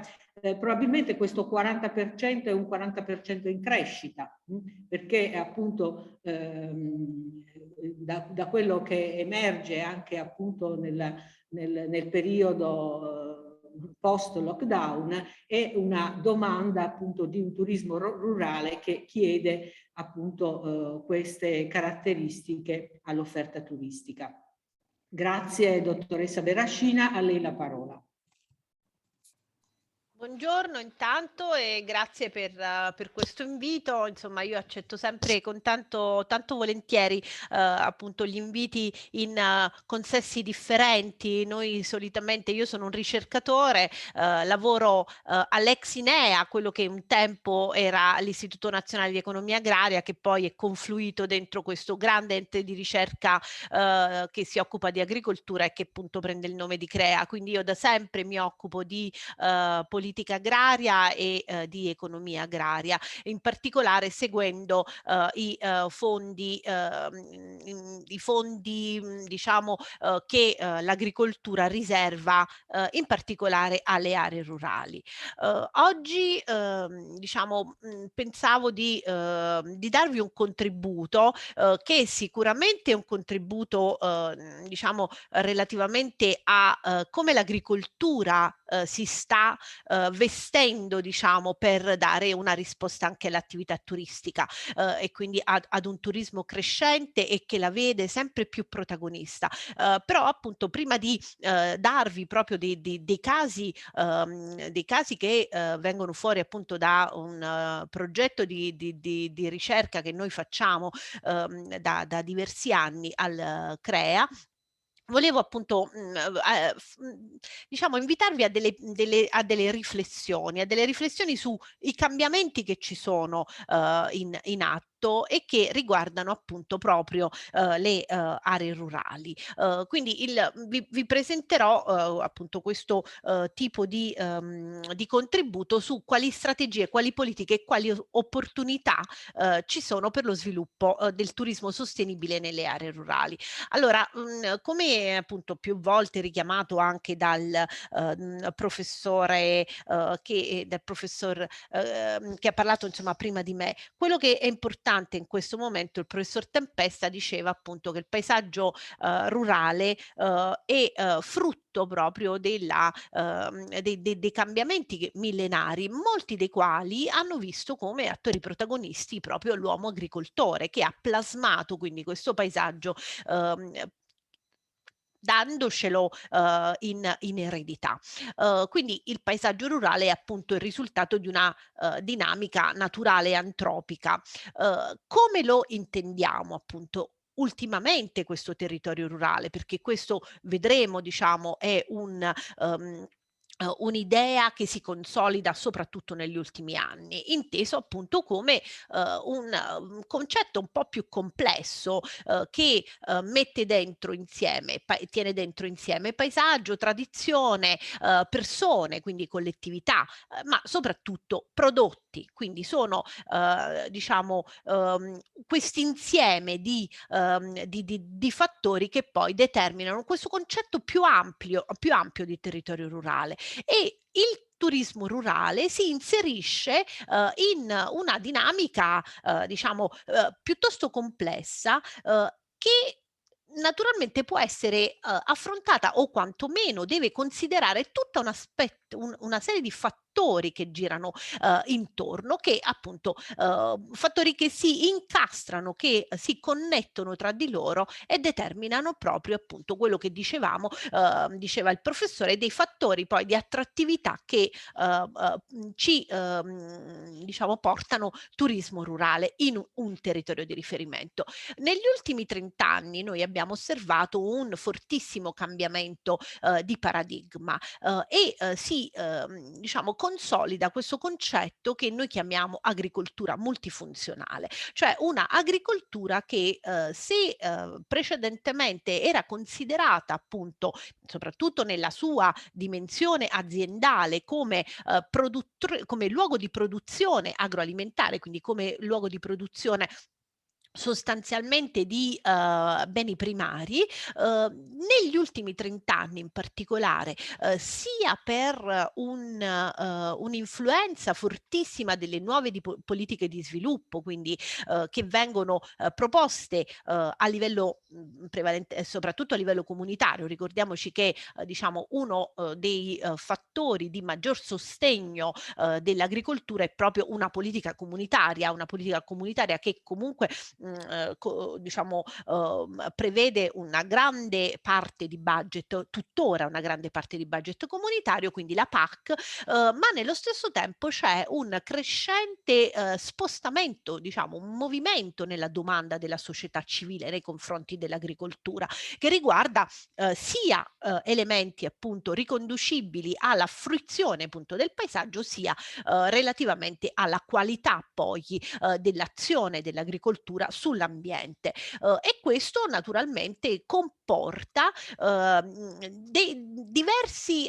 diciamo diverse nuove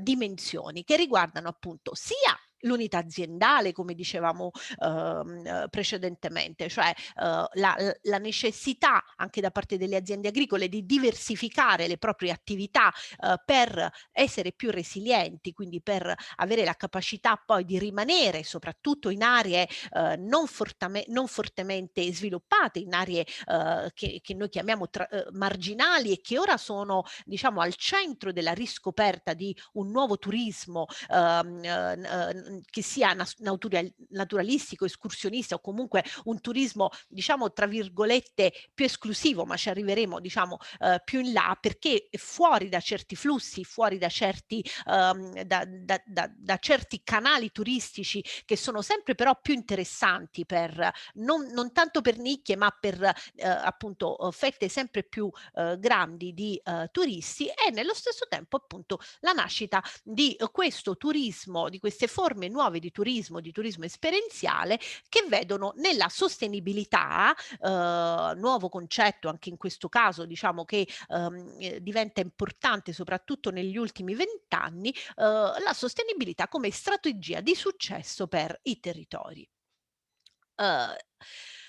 Slow life, slow tourism sono appunto concetti nuovi che riguardano nuovi stili di vita e di viaggio, anche questi fenomeni che riguardano soprattutto gli ultimi 30 anni del nostro tempo e che corrispondono quindi a cambiamenti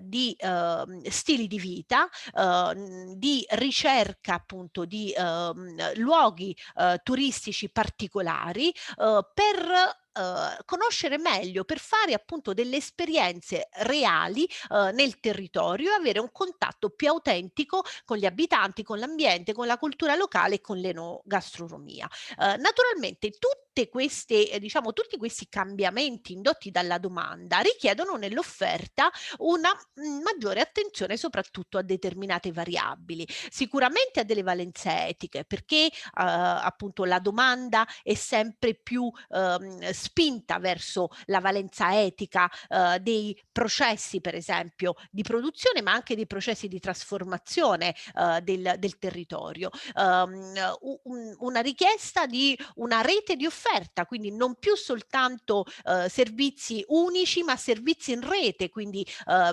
una serie di aspetti di tipo organizzativo nell'offerta.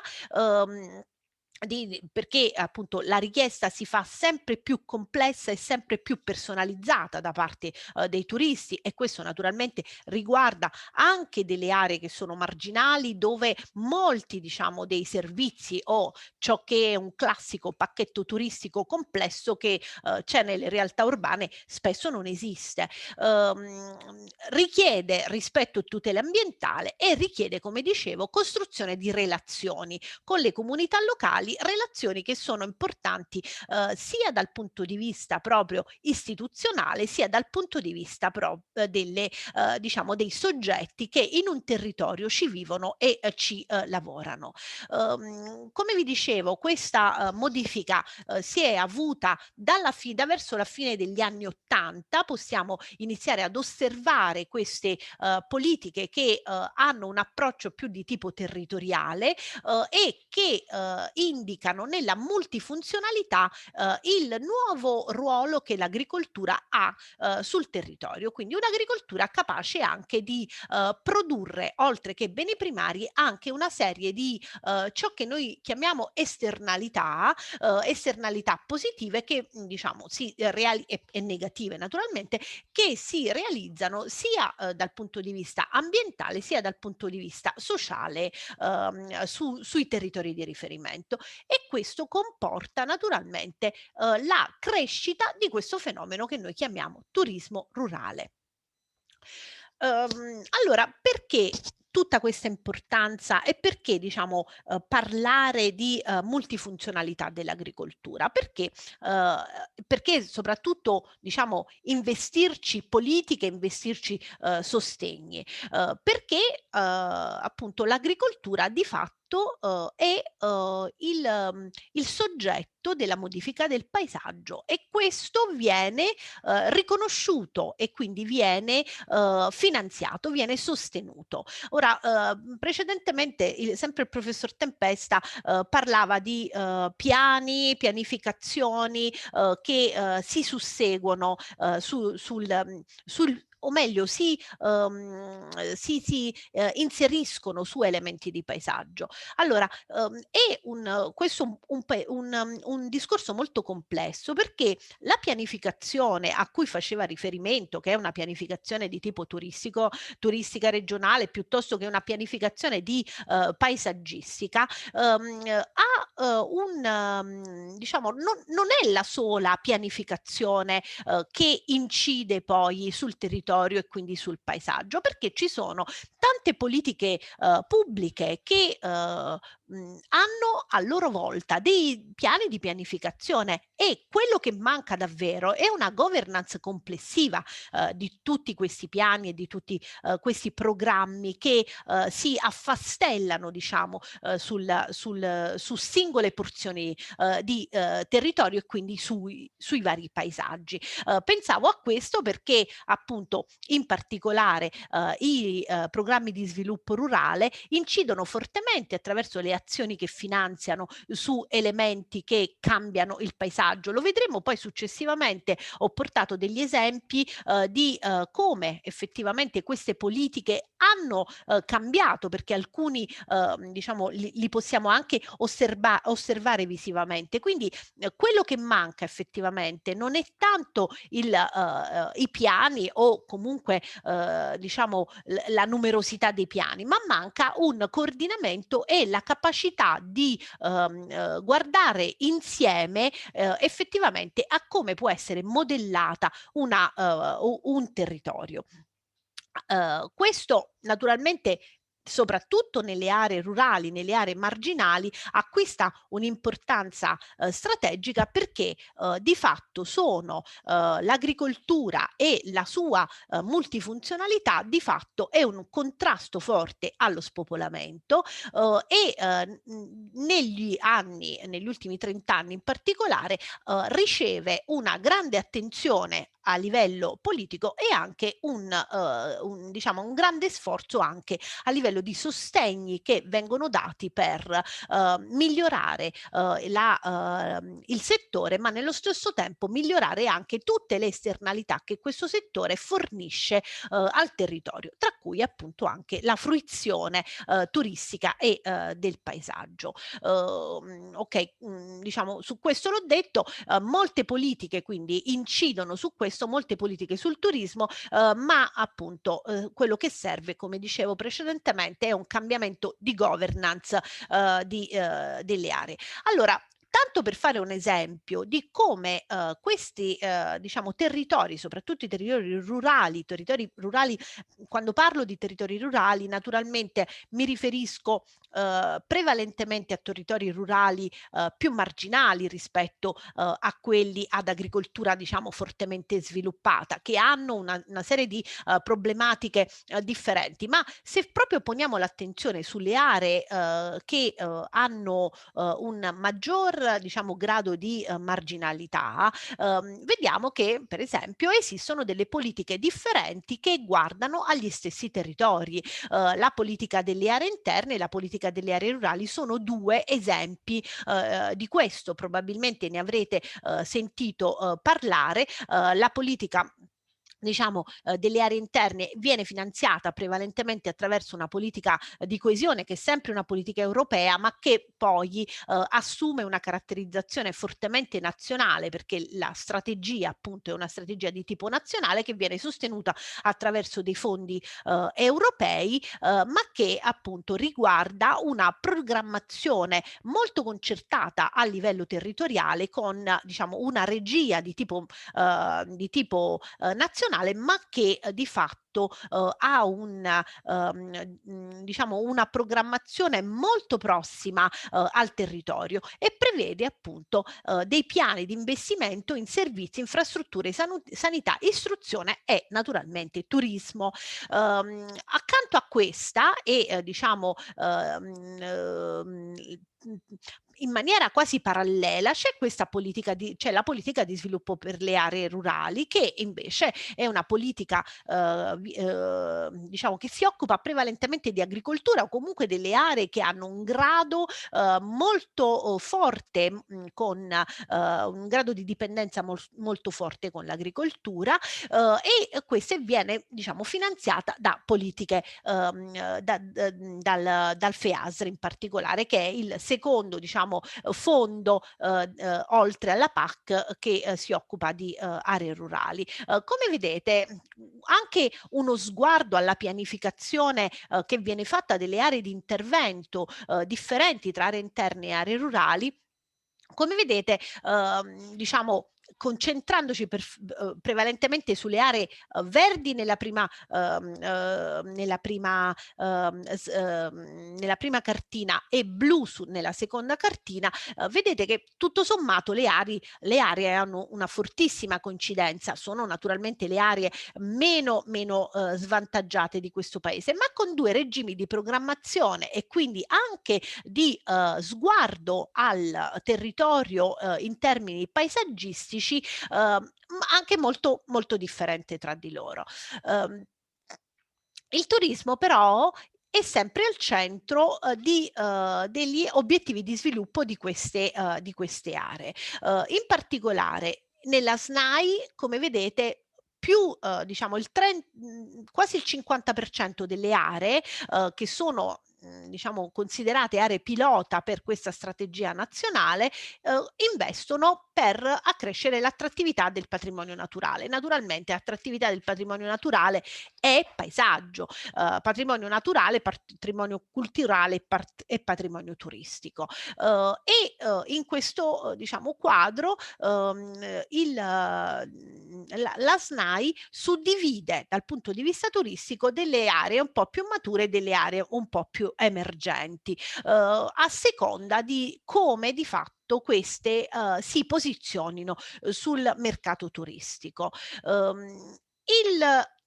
Passando invece a dare uno sguardo a come la politica di sviluppo rurale guarda il turismo rurale, anche in questo caso naturalmente la ricomprende tra le variabili strategiche dello sviluppo e prevede tutta una serie di azioni che possano finanziare la diversificazione delle aziende verso attività non agricole e quindi prevalentemente servizi di tipo turistico, creazione di microimprese, incentivi ad attività turistiche e di fruizione del territorio in aree rurali, quindi non propriamente imprese agricole, ma imprese diciamo collaterali. Questo perché proprio per cercare di diciamo fornire al territorio una serie di elementi o infrastrutturazioni capaci di creare poi dei pacchetti di offerta, no? Pensiamo ad un'azienda agrituristica che fornisce servizi di ricettività ed un'azienda invece, una piccola impresa che fornisce biciclette, per esempio, a un turista che vuole diciamo conoscere in bici il territorio. Altre cose appunto che vengono finanziate sono le infrastrutture, diciamo, sia viarie sia di trasporti e prime opere di urbanizzazione, ma appunto queste azioni finanziano anche interventi per la creazione di partenariati. Naturalmente, come vedete, si tratta di tutta una serie di azioni di riqualificazione che impattano sul contesto rurale, dal paesaggio all'economia, quindi dai servizi alla digitalizzazione. Questo per diciamo l'obiettivo finale qual è? Potenziare la fruizione comunque del territorio rurale. Anche i GAL, ho visto che precedentemente appunto il professore faceva riferimento anche ai GAL, i GAL, l'81% dei GAL selezionati naturalmente ha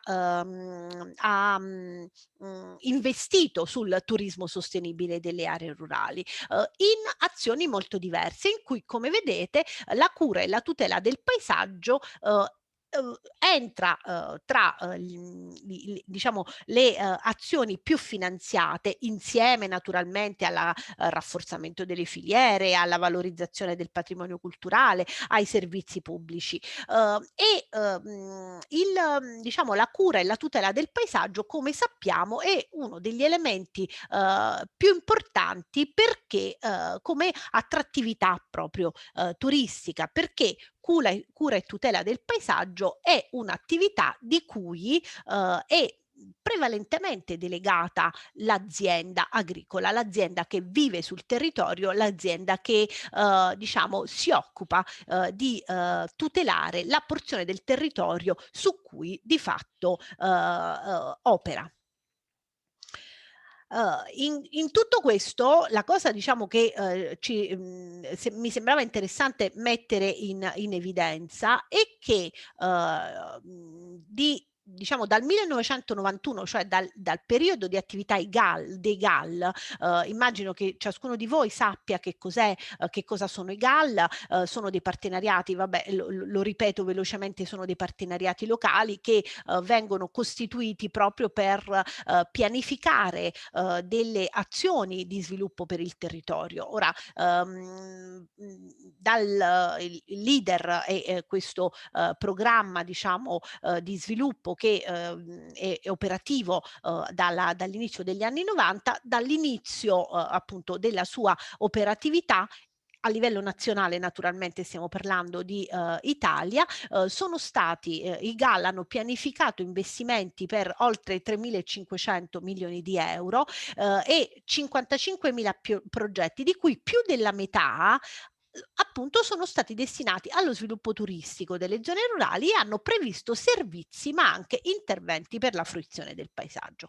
Ora, tutte queste informazioni ci servono soltanto come, diciamo, sfondo per agganciare poi una serie di esperienze che ora andremo a commentare, ma per appunto riflettere su questo, cioè negli ultimi 30 anni c'è stato un grandissimo sforzo di investimento per infrastrutturare e, lasciatemi passare questo termine, non soltanto dal punto di vista appunto fisico, ma per, diciamo, dotare il territorio rurale di una serie di offerte che fossero sempre più capaci di attirare turismo. Il turismo è di fatto per tanti territori rurali una fonte di reddito importante ed è appunto un fenomeno in grande crescita. Ora, naturalmente di questi progetti, di tutti questi finanziamenti, sicuramente ci sono stati dei finanziamenti che non hanno magari portato efficacia, ma l'osservazione del territorio rurale da 30 anni a questa parte è di un territorio che comunque è sempre molto più sviluppato e comunque è in grado, a seconda appunto dei vari percorsi, delle varie vie, delle varie strategie che ha avviato, è in grado comunque di fornire servizi ai turisti, molto più appunto di quello che si riusciva a fare nei 30 anni fa. Allora, passiamo agli esempi di progettualità che diciamo con cui vorrei riflettere insomma con voi. Prima di tutto diciamo, presento più casi che hanno però degli elementi comuni. Tutti riguardano appunto della fruizione, esempi di fruizione di paesaggi rurali.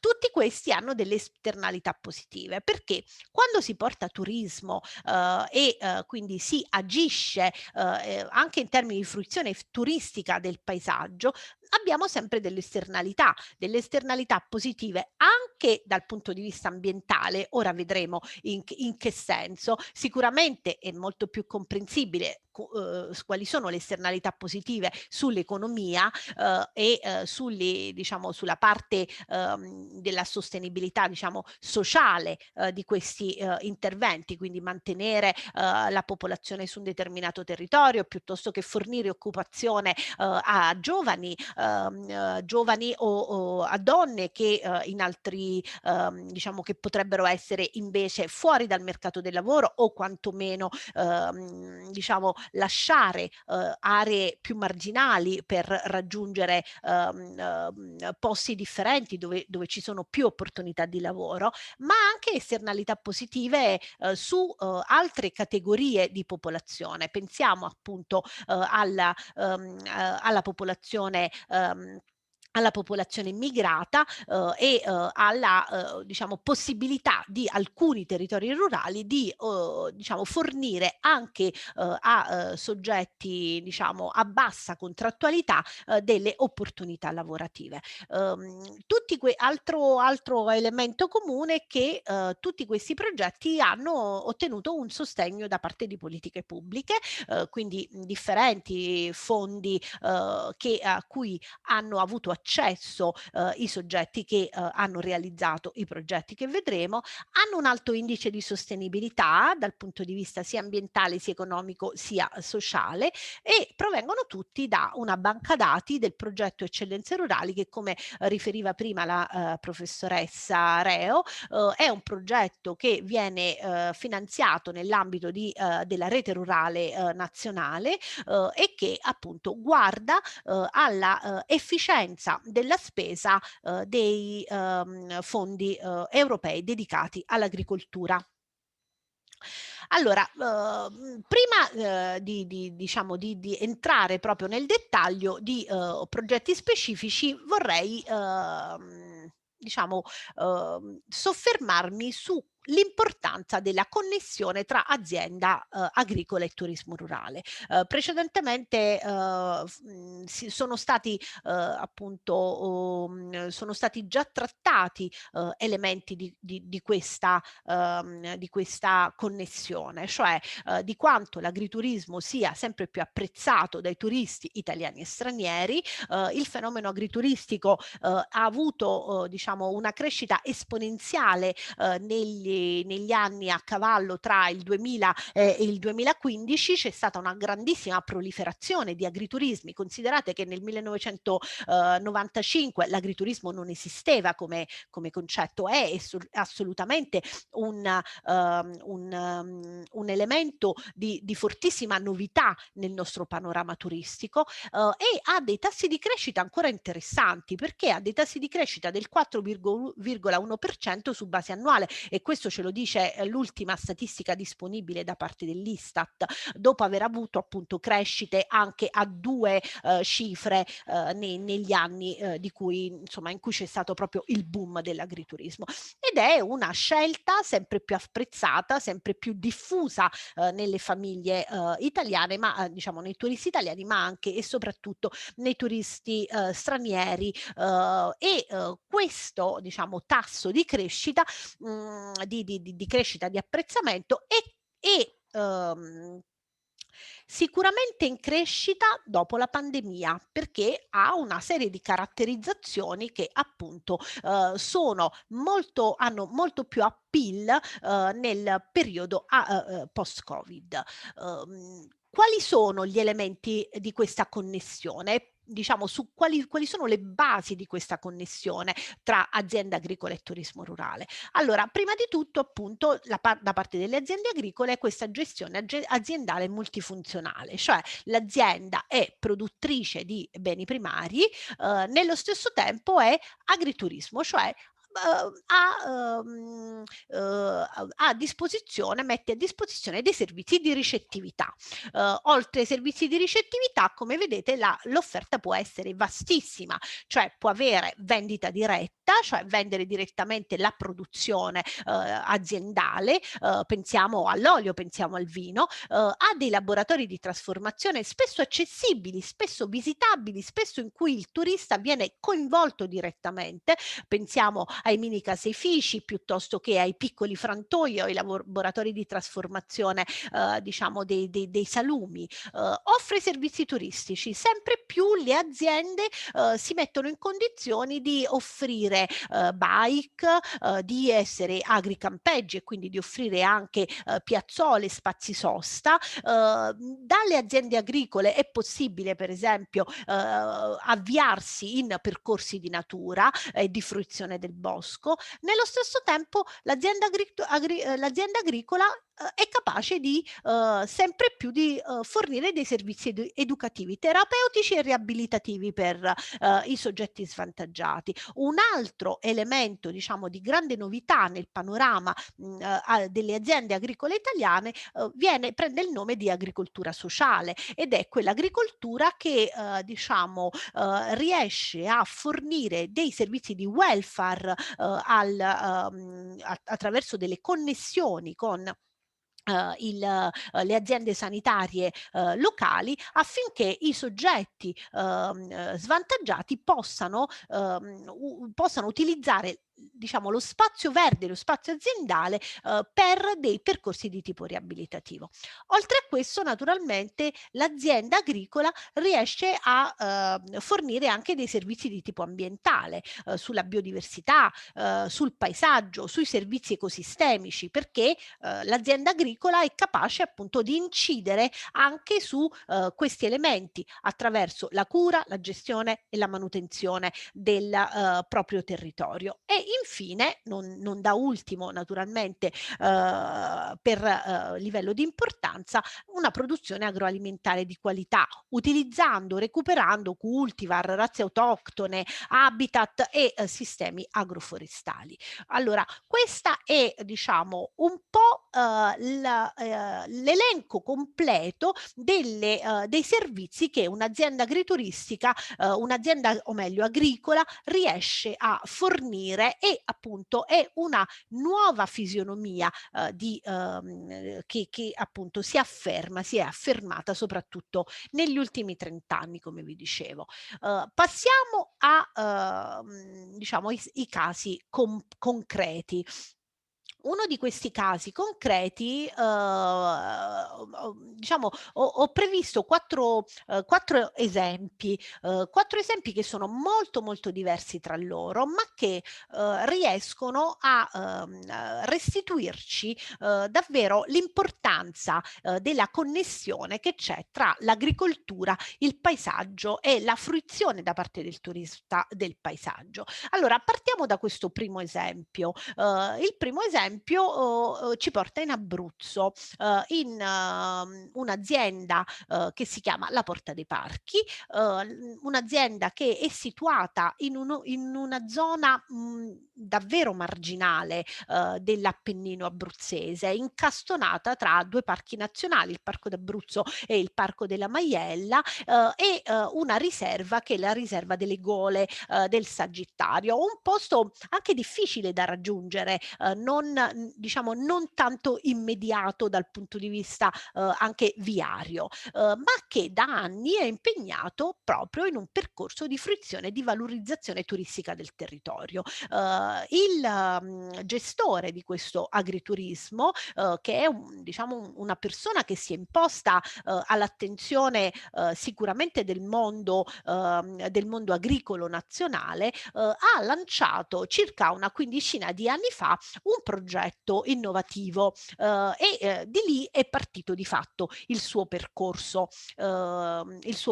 diciamo di sviluppo, che lo ha portato ad avere dei numeri molto interessanti dal punto di vista turistico. Il progetto a cui faccio riferimento è Adotta una pecora, cioè in un momento in cui diciamo la pastorizia è in fortissima crisi a livello nazionale, a livello europeo, e quindi ha una gestione abbastanza onerosa, signor Nunzio Marcelli, che è il gestore diciamo di questo agriturismo, ha lanciato questo progetto che prevede da parte di un consumatore, di un gruppo di consumatori, l'adozione di una pecora. Alla fine del suo processo, diciamo, produttivo, il consumatore ottiene un pacchetto di prodotti tipici di quella pecora, compresa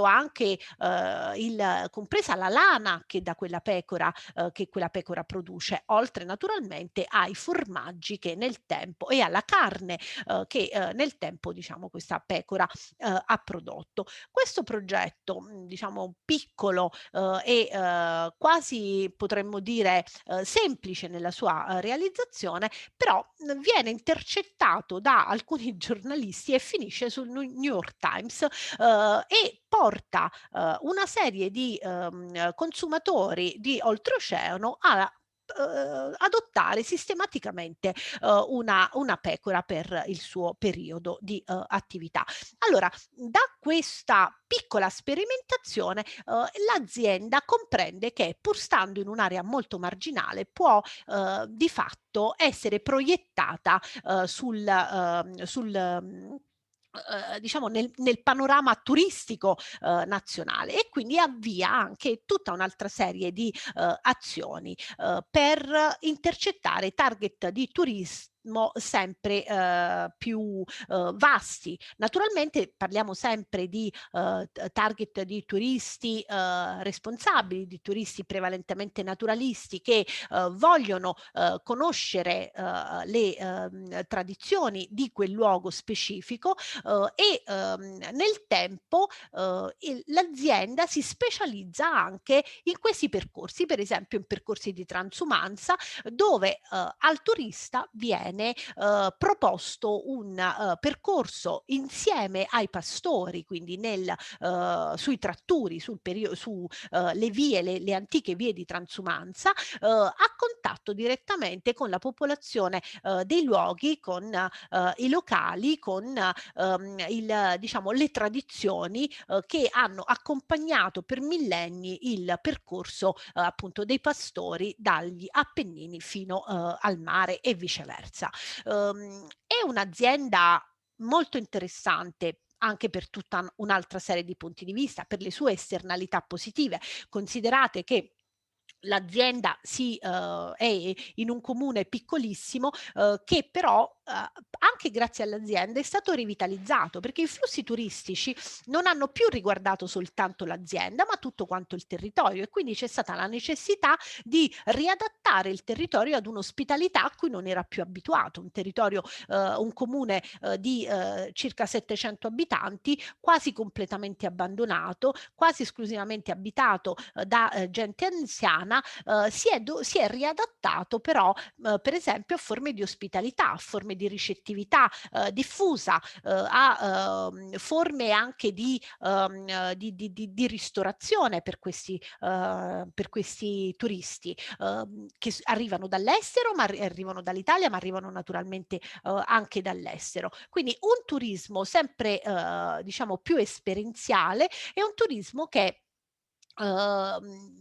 richiede sempre maggiori specializzazioni e che ha dei numeri importanti, un incremento notevole, soprattutto se pensiamo a quando appunto è stato lanciato questo progetto, che è stato un po' la testa di ponte del successo di questa azienda, e appunto adotta una pecora.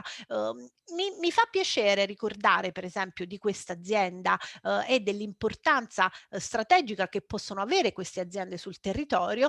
Questa azienda, nel momento in cui c'è stato il terremoto dell'Aquila, è stata la prima azienda che ha offerto base logistica per l'organizzazione di pacchi, per esempio di ristoro per la popolazione soggetta la popolazione che aveva subito il terremoto. Cioè è riuscita già prima della protezione civile a portare nel territorio aquilano pacchi di viveri. Come è riuscita a farla? Attraverso appunto l'utilizzo della rete di aziende che aveva già costituito sul territorio e su cui poteva contare per appunto una risposta ad un'emergenza. Cioè si tratta di aziende che diventano poi un po' il punto di riferimento di tutto il territorio e svolgono di fatto la funzione quasi delle istituzioni collettori di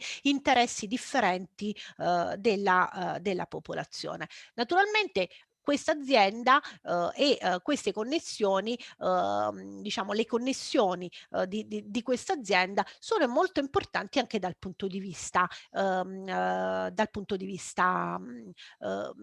ambientale. Perché dico questo? Precedentemente il professor Tempesta ha fatto un cenno alla crescita dei boschi del territorio adibito a boschi nel territorio montano nella regione Veneto. Allora, la superficie forestale a livello nazionale sta crescendo diciamo con ritmi anche importanti. Perché? Perché c'è un abbandono dell'agricoltura sostanzialmente. Allora, l'abbandono dell'agricoltura intesa come gestione di fatto attiva del territorio, e quindi anche del territorio montano, vede diciamo una nuova rinaturalizzazione da parte del bosco, no? Che si riprende spazi che aveva precedentemente, che l'agricoltura aveva imparato a gestire. In questo territorio, questo naturalmente crea anche diciamo delle esternalità di tipo negativo, perché avere tanto bosco non gestito può essere un problema, soprattutto dal punto di vista dell'assetto idrogeologico, dal punto di vista della regimazione delle acque. Insomma, si cambiano di fatto degli assetti che l'agricoltura invece era riuscita a sistemare. Che cosa succede invece nel territorio di questa azienda di cui parliamo. Si chiama Bioagriturismo, come vi dicevo, Porta dei Parchi. C'è il mantenimento del prato pascolo, quindi i pascoli nelle aree di montagna portano e quindi il riassetto di prato pascolo e di vie di transumanza di fatto porta con sé come esternalità positive il mantenimento di biodiversità del territorio, mantiene appunto la gestione del territorio e rende possibile anche tutta una biodiversità non soltanto legata diciamo alle pecore e quindi ai capi ovini, ma una biodiversità anche di tipo di avifauna e di insetti che su quel territorio diciamo operano. Andiamo a vedere la seconda. Gentile Milena, mi scusi, visto che siamo un po' fuori coi tempi, le chiediamo di provare a dare una chiusura all'intervento, perché era più o meno contabilizzato, sono 20-30 minuti al massimo. Io pensavo 40, va bene.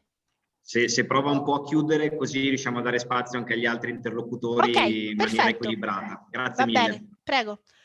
Allora, andiamo avanti. Questo è un consorzio di bonifica del Tapò che insieme a Veneto Agricoltura ha recuperato l'oasi di Camello, probabilmente molti di voi la conoscono. Questo progetto ha un obiettivo di recupero ecologico dell'area e di valorizzazione dell'ambiente naturale e rivitalizzazione dell'attività agricola. Naturalmente ha ripristinato paesaggio tradizionale, ma nello stesso tempo ha dato anche possibilità di incremento della produzione agricola. Naturalmente un progetto che nasce per un recupero ecologico porta con sé poi uno sviluppo di tipo turistico, quindi anche qui è molto interessante vedere quali possono essere le connessioni che ci sono tra paesaggio, agricoltura e turismo. Vado avanti. Su un altro, sempre rimanendo nell'area del Delta del Po, un progetto di diciamo ormai più di 20 anni di attività, il GAL del Delta del Po. Anche in questo caso il paesaggio e il recupero del paesaggio in una ottica però appunto sempre di valorizzazione di tipo diciamo di miglioramento di tipo ambientale ha portato con sé un interessante turismo e incremento naturalmente di flussi turistici con una offerta sempre più differenziata di percorsi che vengono proposti a turisti che sono turisti molto attenti, sempre turisti nicchie e di turisti soprattutto provenienti dall'Europa. E infine un ultimo caso che avevo portato era questo del forte, del sistema dei forti che si trovano in Trentino Alto Adige, che sono stati appunto messi in rete e anche lì c'è una fruizione turistica, anche in questo caso molto molto particolare, perché i forti sono stati digitalizzati e quindi è un turismo che avviene in montagna, rivitalizza dei circuiti che solitamente non sono battuti dal turismo e quindi destagionalizza anche il turismo della montagna, che non è soltanto più né sciistico né prettamente estivo, ma diventa un turismo anche didattico che diciamo attira soprattutto i bambini, perché questi diciamo c'è questo contrasto tra forti diciamo abbandonati che vengono riqualificati e una digitalizzazione fortissima che è un po' sembra diciamo un ossimoro nelle aree tanto marginali come quelle investite dai forti. Io ho concluso. Naturalmente volevo insomma tirar qualche conclusione, ma va bene così, insomma. Chiedo se ci sono delle domande e mi scuso per essere uscita. Io ero convinta di avere una quarantina di minuti.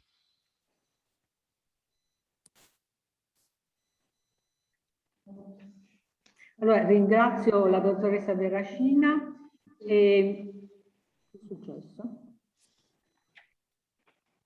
Ci ha dato una serie di elementi che arricchiscono il quadro che stiamo cercando di ricomporre. In particolar modo voglio riprendere l'indicazione che ci ha dato a un ingente, diciamo, flusso anche finanziario che si sta rivolgendo verso le aree rurali per il turismo rurale con le politiche appunto comunitarie.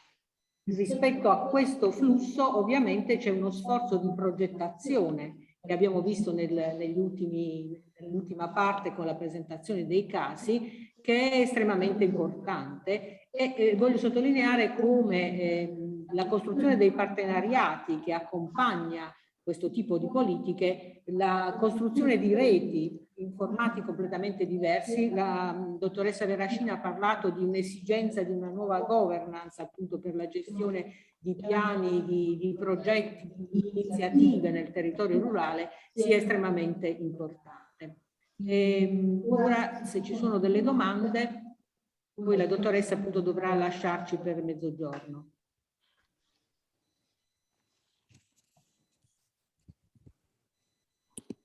Che non ci siano domande.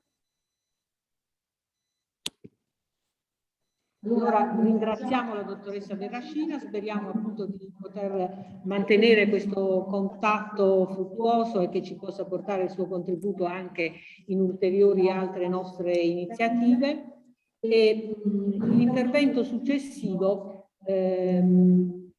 riprende in qualche modo quello che la dottoressa Verracina ci ha prefigurato, quindi la nascita di tutta una serie di iniziative nel territorio rurale che vanno in una direzione di turismo esperienziale e quindi di messa in rete anche di una molteplicità di attori.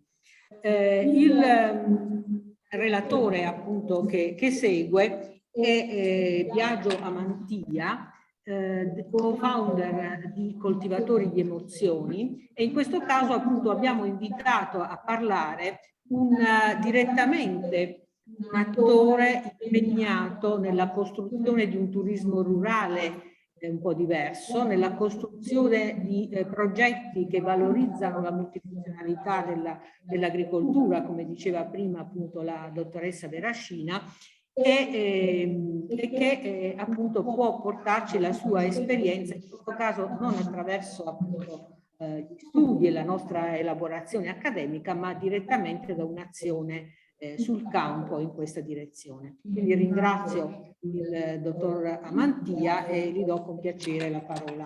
Grazie.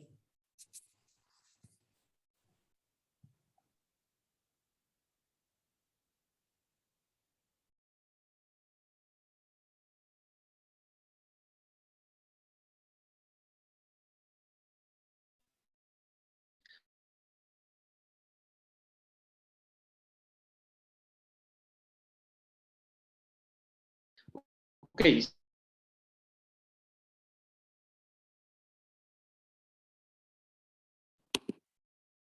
Dottora Amantia, il microfono spento.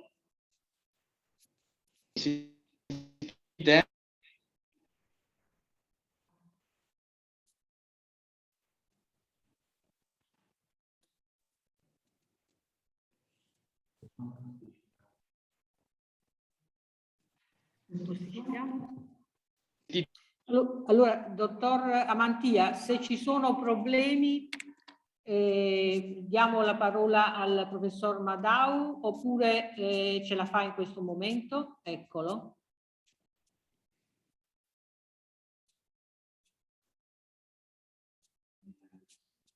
Dovrebbe trovare un luogo con maggiore connessione.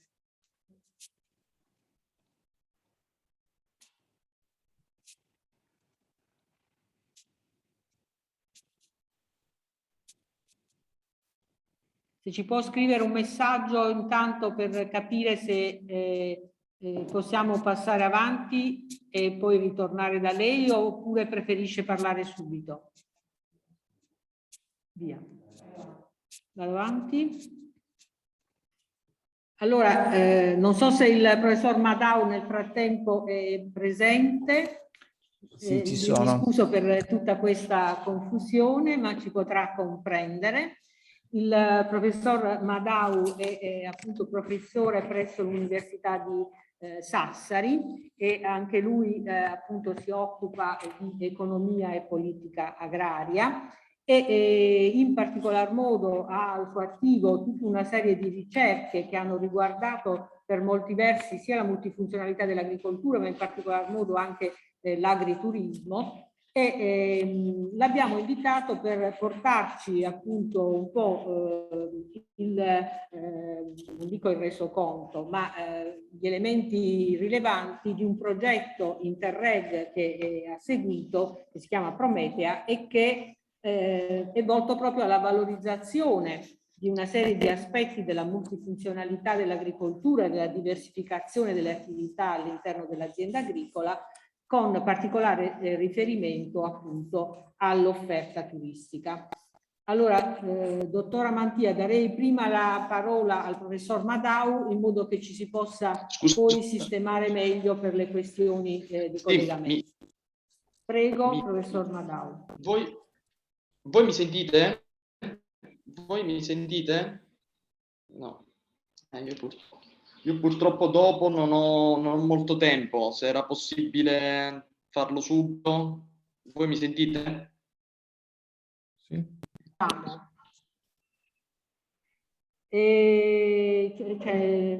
Mi sentite? Abbiamo dato la parola al professor Madau, una questione di mezz'ora. Per me è uguale, per me è uguale. Uguale? Scusami Fabio. Ma ci mancherebbe. Va bene, allora diamo la parola. No, mi dispiace, però. Dottora Mantia. Scusatemi voi, ma purtroppo non so, c'erano problemi al. Sì. Ok, sì. Scusatemi, ma purtroppo c'erano dei problemi tecnici e non so perché. Eccoci. Allora, innanzitutto del progetto Coltivatori di Emozioni. Appunto sto provando, oggi mi sa che ci sono un po' di problemi tecnici del schermo, da condivisione di attività. Vabbè, comunque in sostanza la nostra esperienza, abbiamo parlato di diversi punti, diverse tematiche, dal turismo responsabile all'agricoltura, all'incentivo all'occupazione in ambito agricolo, a tutte queste tematiche che in un certo senso il nostro progetto mette insieme cercando di creare una rete sostenibile che appunto cerca di unire tutti questi punti e i vari interlocutori. Coltivatori di Emozioni appunto nasce nel 2016 e si pone come ambizioso obiettivo quello di salvaguardare il patrimonio agricolo italiano andando a recuperare antiche tradizioni agricole a rischio di estinzione, riattivando quei piccoli borghi che versano in uno stato di abbandono. Infatti, insomma, sappiamo che viviamo nel paese più bello del mondo, abbiamo il più grande numero, insomma, di siti patrimonio dell'UNESCO, abbiamo la più grande biodiversità, diciamo, del mondo, con più di 5.000 prodotti tradizionali censiti. A fianco a questo però ci sono insomma alcune problematiche di fondo come più di 6.000 borghi abbandonati, 2 milioni, circa 2 milioni e mezzo di ettari di terreno che si trovano abbandonati, inchiesti, e chi appunto tutto questo va a discapito insomma dei piccoli produttori agricoli italiani che appunto non hanno più la forza per portare avanti le loro produzioni e le loro tradizioni. E qui appunto si inserisce il progetto Coltivatori di Emozioni, che come dicevo è la prima piattaforma di social farming che sostiene i piccoli produttori agricoli italiani attraverso un nuovo modello che cerca di creare un contatto diretto tra il piccolo produttore da una parte e il consumatore dall'altra, attraverso questo modello dell'adozione a distanza. Prima ho sentito insomma che si parlava di adotta una pecora in un piccolo paesino dell'Abruzzo. Noi diciamo attraverso questo modello dell'adozione a distanza cerchiamo in un certo senso di raccontare tutti i produttori che fanno parte della nostra rete, quindi diciamo si passa dallo zafferano di Navelli in Abruzzo al peperone di Pontecorvo DOP nel Lazio, alle grani antichi siciliani appunto in Sicilia. Diciamo il nostro obiettivo è quello di avvicinare con questo modello l'utente al territorio e soprattutto creare una connessione con i piccoli produttori che sono la vera essenza del nostro patrimonio.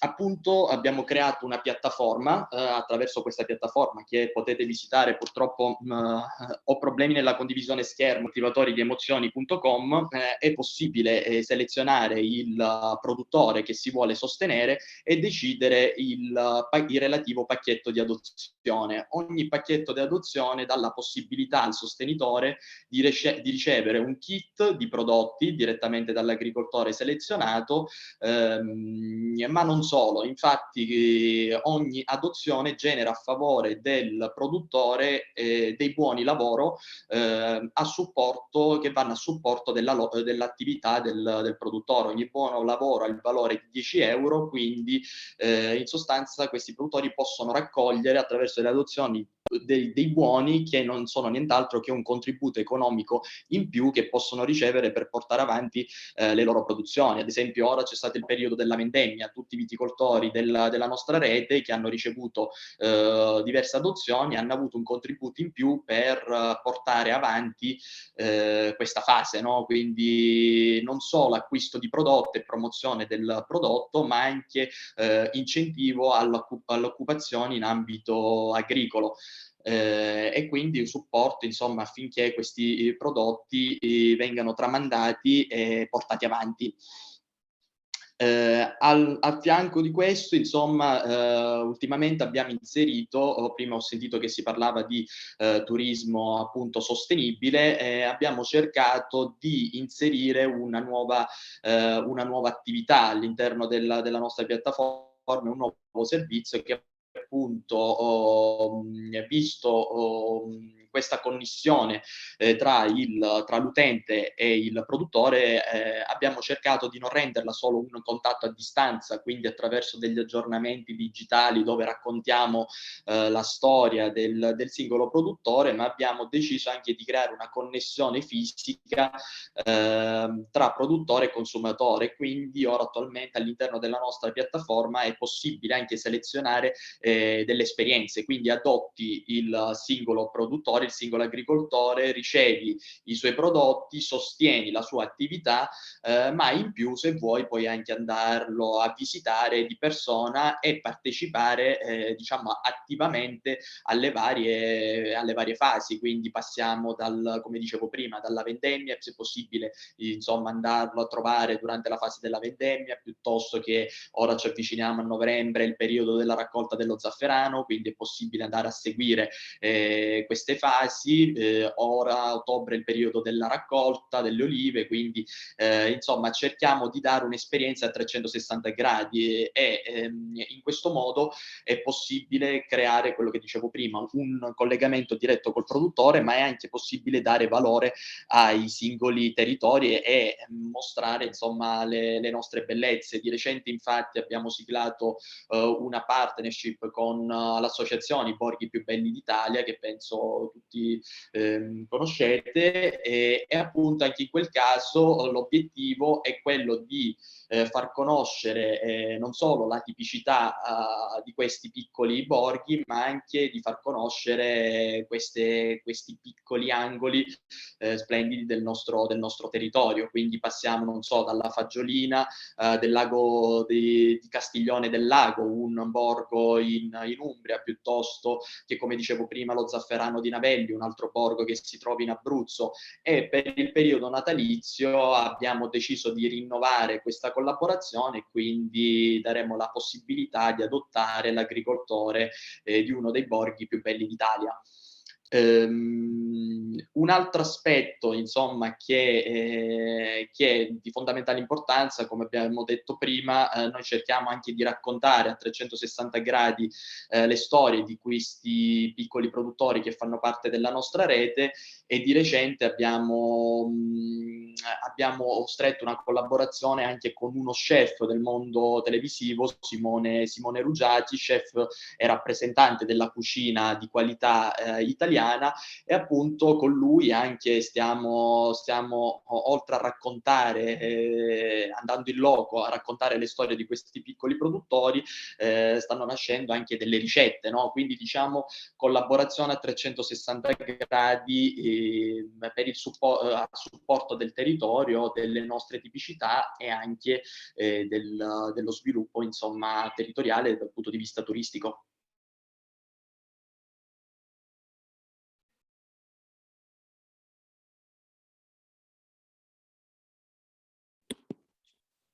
Grazie. Ha concluso Grazie a voi. il suo intervento.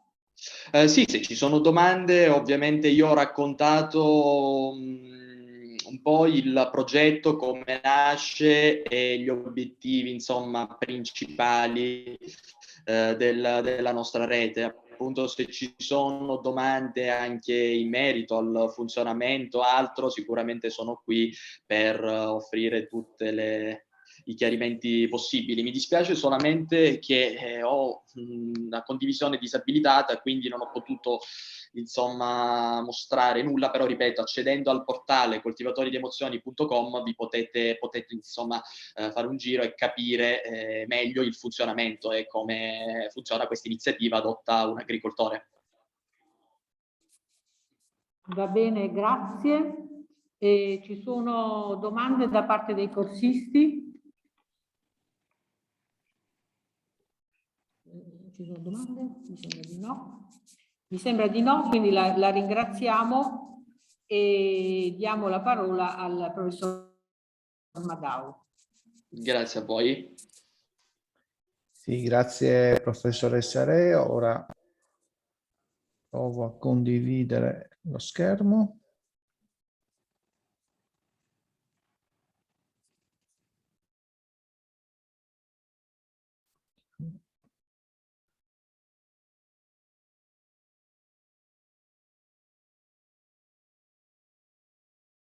Non so se si vede. Ok, metto in modalità presentazione. Allora, grazie per questo invito. Io presento, come ha accennato prima la professoressa Rea, alcuni risultati di un progetto finanziato dal programma europeo Interreg, che si è concluso 2 anni fa, esattamente 2 anni fa, a novembre del 2019, ed è un progetto, come potete vedere dal titolo, che si è dedicato alla promozione della multifunzionalità dentro il settore agrituristico, o meglio ancora si è cercato nel suo complesso di promuovere l'agriturismo, in particolar modo l'agriturismo nella sua forma multifunzionale, con l'obiettivo finale di addivenire a una rete di imprese transfrontaliera che potesse promuovere determinate amenità del territorio a partire dal paesaggio, sviluppare l'agriturismo in una forma più contemporanea e in linea con le esigenze che stanno mutando della domanda turistica, così come abbiamo visto anche oggi. Io qui presenterò soltanto o quasi esclusivamente i risultati che sono emersi dall'unità operativa alla quale afferisco, il Dipartimento di Agraria dell'Università di Sassari. È un gruppo di ricerca coordinato dal professor Pietro Purina. Il progetto è molto più vasto, ma per chi fosse interessato, ecco, rimando al sito dove potete trovare tutto il materiale che è stato prodotto, i vari volumi che sono stati prodotti. Una brevissima introduzione per capire lo scenario dove ci siamo mossi, nel quale ci siamo, diciamo così, mossi per promuovere i nostri obiettivi. Siamo partiti dalla considerazione che allo stato attuale sono diverse le strategie a disposizione delle imprese agrarie, sia agricole che di allevamento, per poter migliorare e incrementare i propri redditi o per poterli stabilizzare.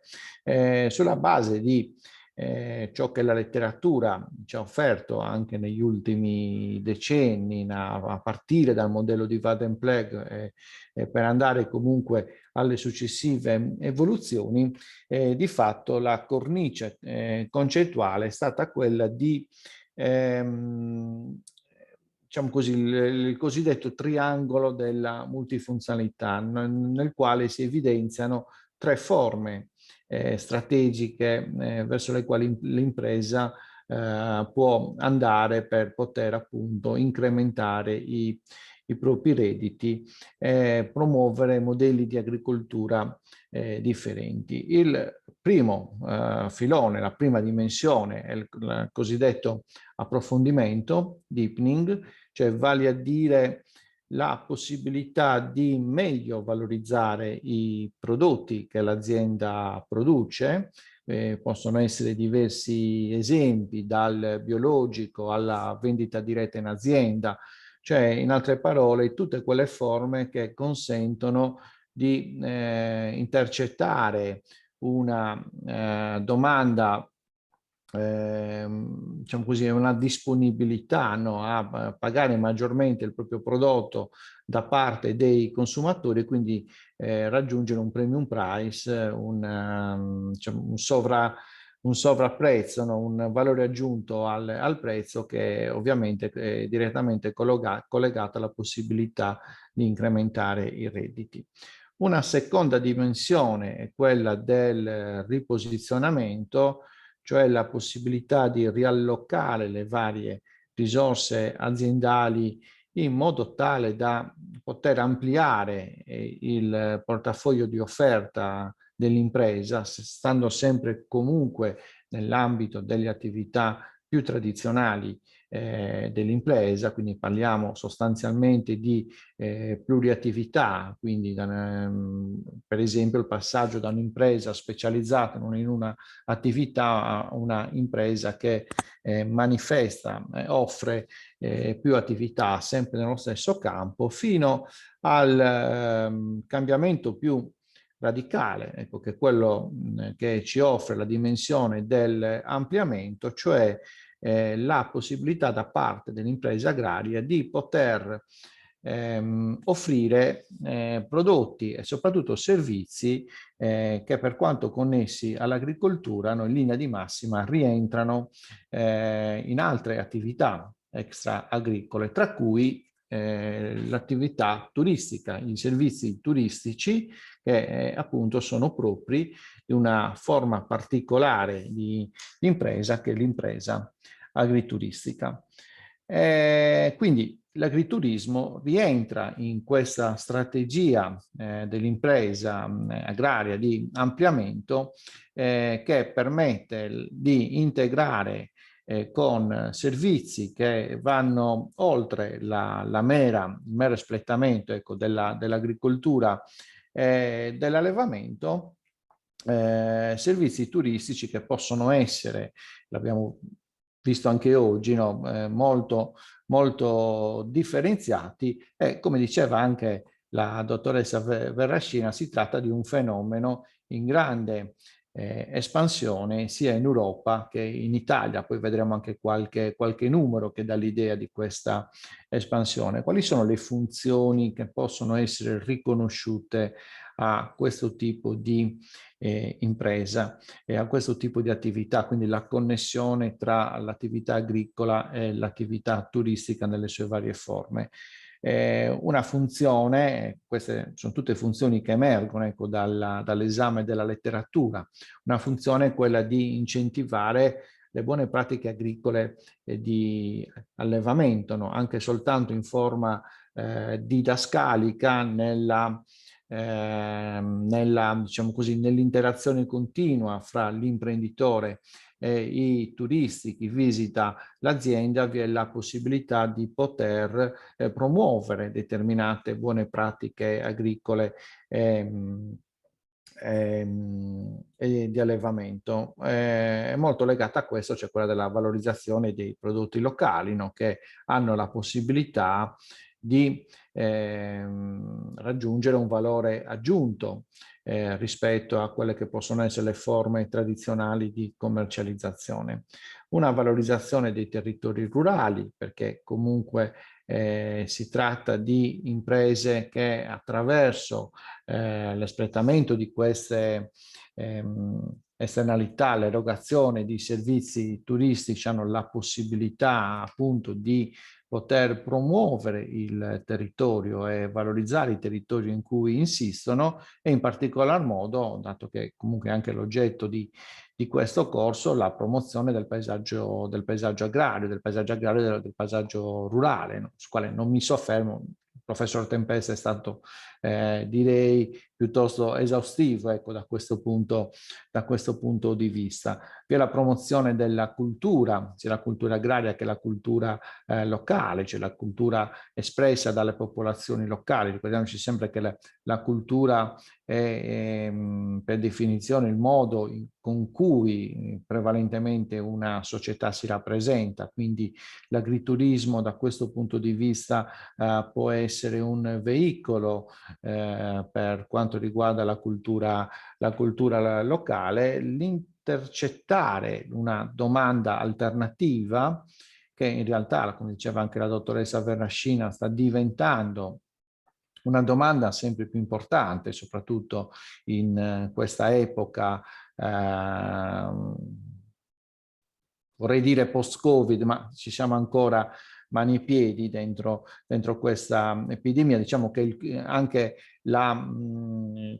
l'epidemia, la pandemia ha in buona parte modificato anche alcune abitudini, alcuni trend della domanda turistica, in più una funzione di presidio del territorio, no? La capacità di poter incrementare il reddito, stabilizzare i redditi da parte delle imprese e di promuovere queste amenità, ovviamente legata anche alla capacità delle imprese di poter rimanere vive, vivaci e quindi di conseguenza di poter essere un presidio per il territorio, no? Non fosse altro per le opportunità occupazionali e di regimazione del territorio che si possono offrire quando un'impresa è operativa e quindi i territori non vengono abbandonati.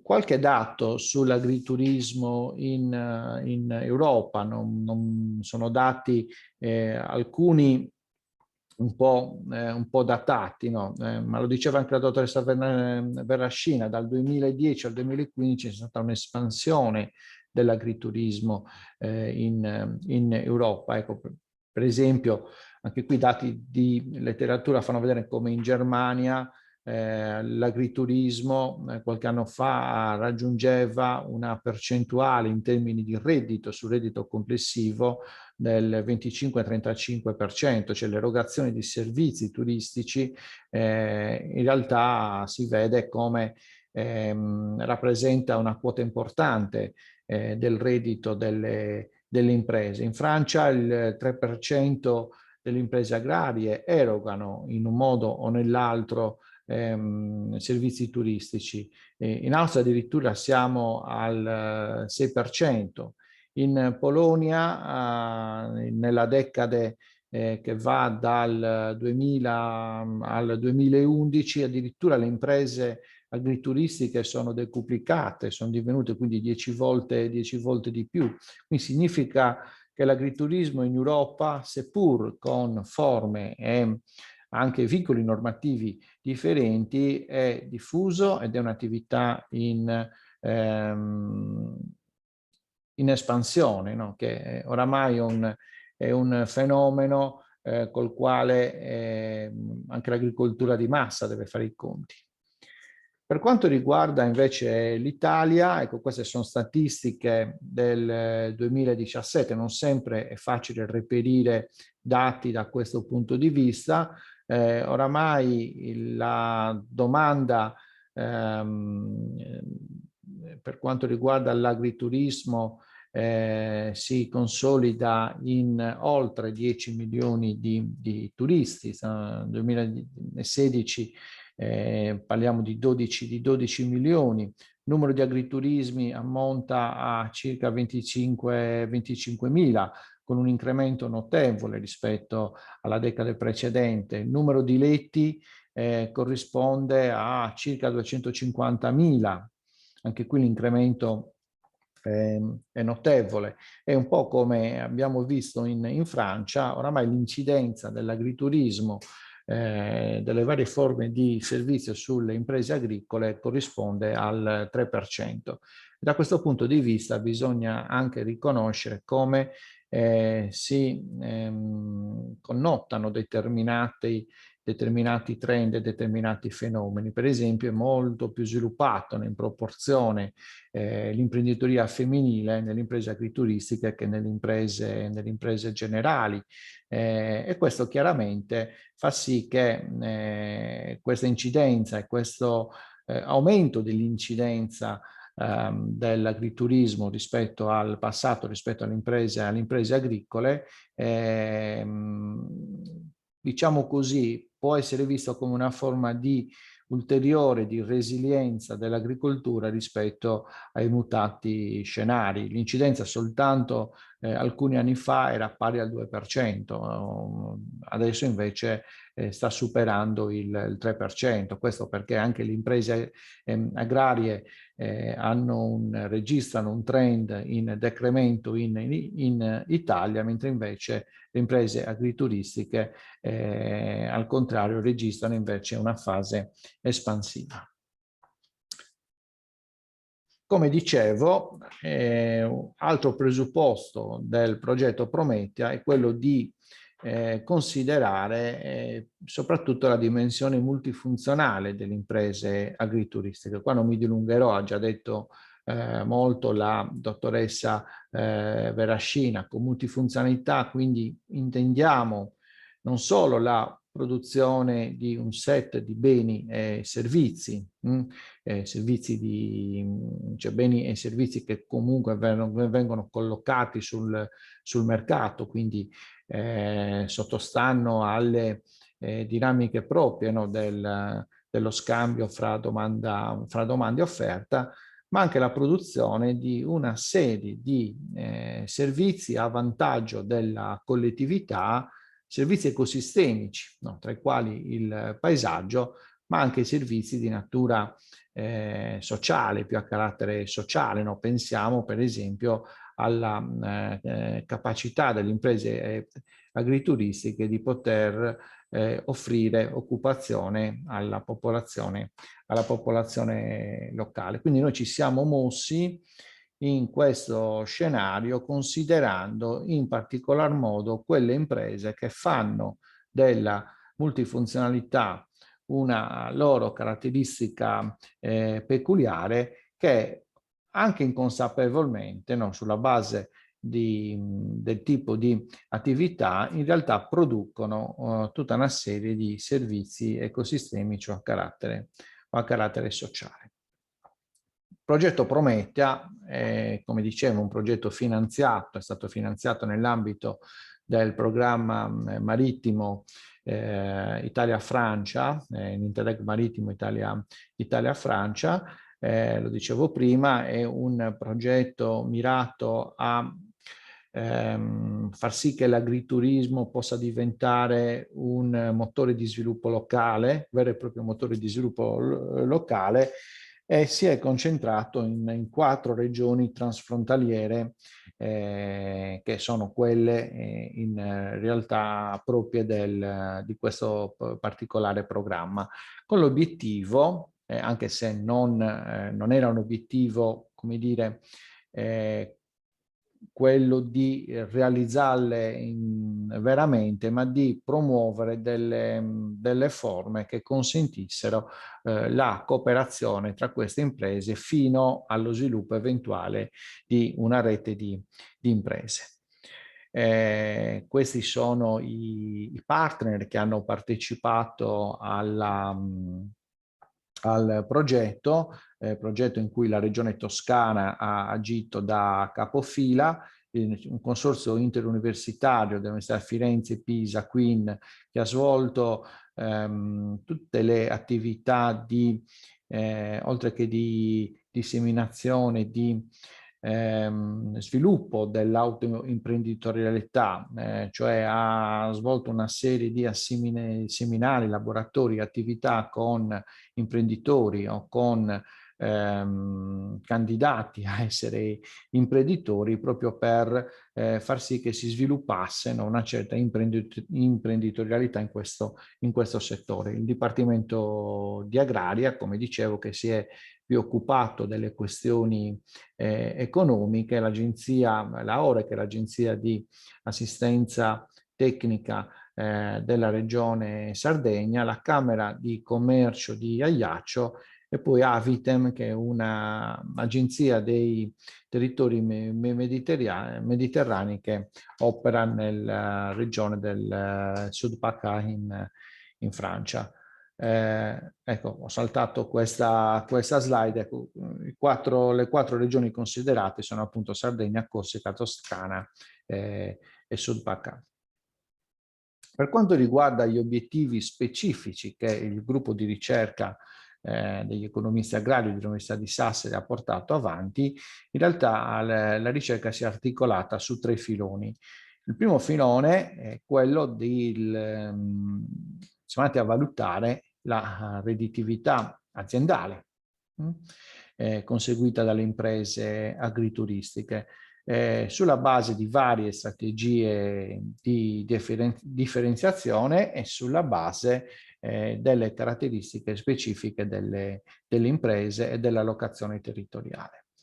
Una seconda finalità che è associata alla prima, siamo andati a vedere quali potevano essere i fattori critici che ne limitano il raggiungimento della piena efficienza, quindi siamo andati a stimare l'efficienza tecnico-economica delle imprese agrituristiche, considerando appunto questa dimensione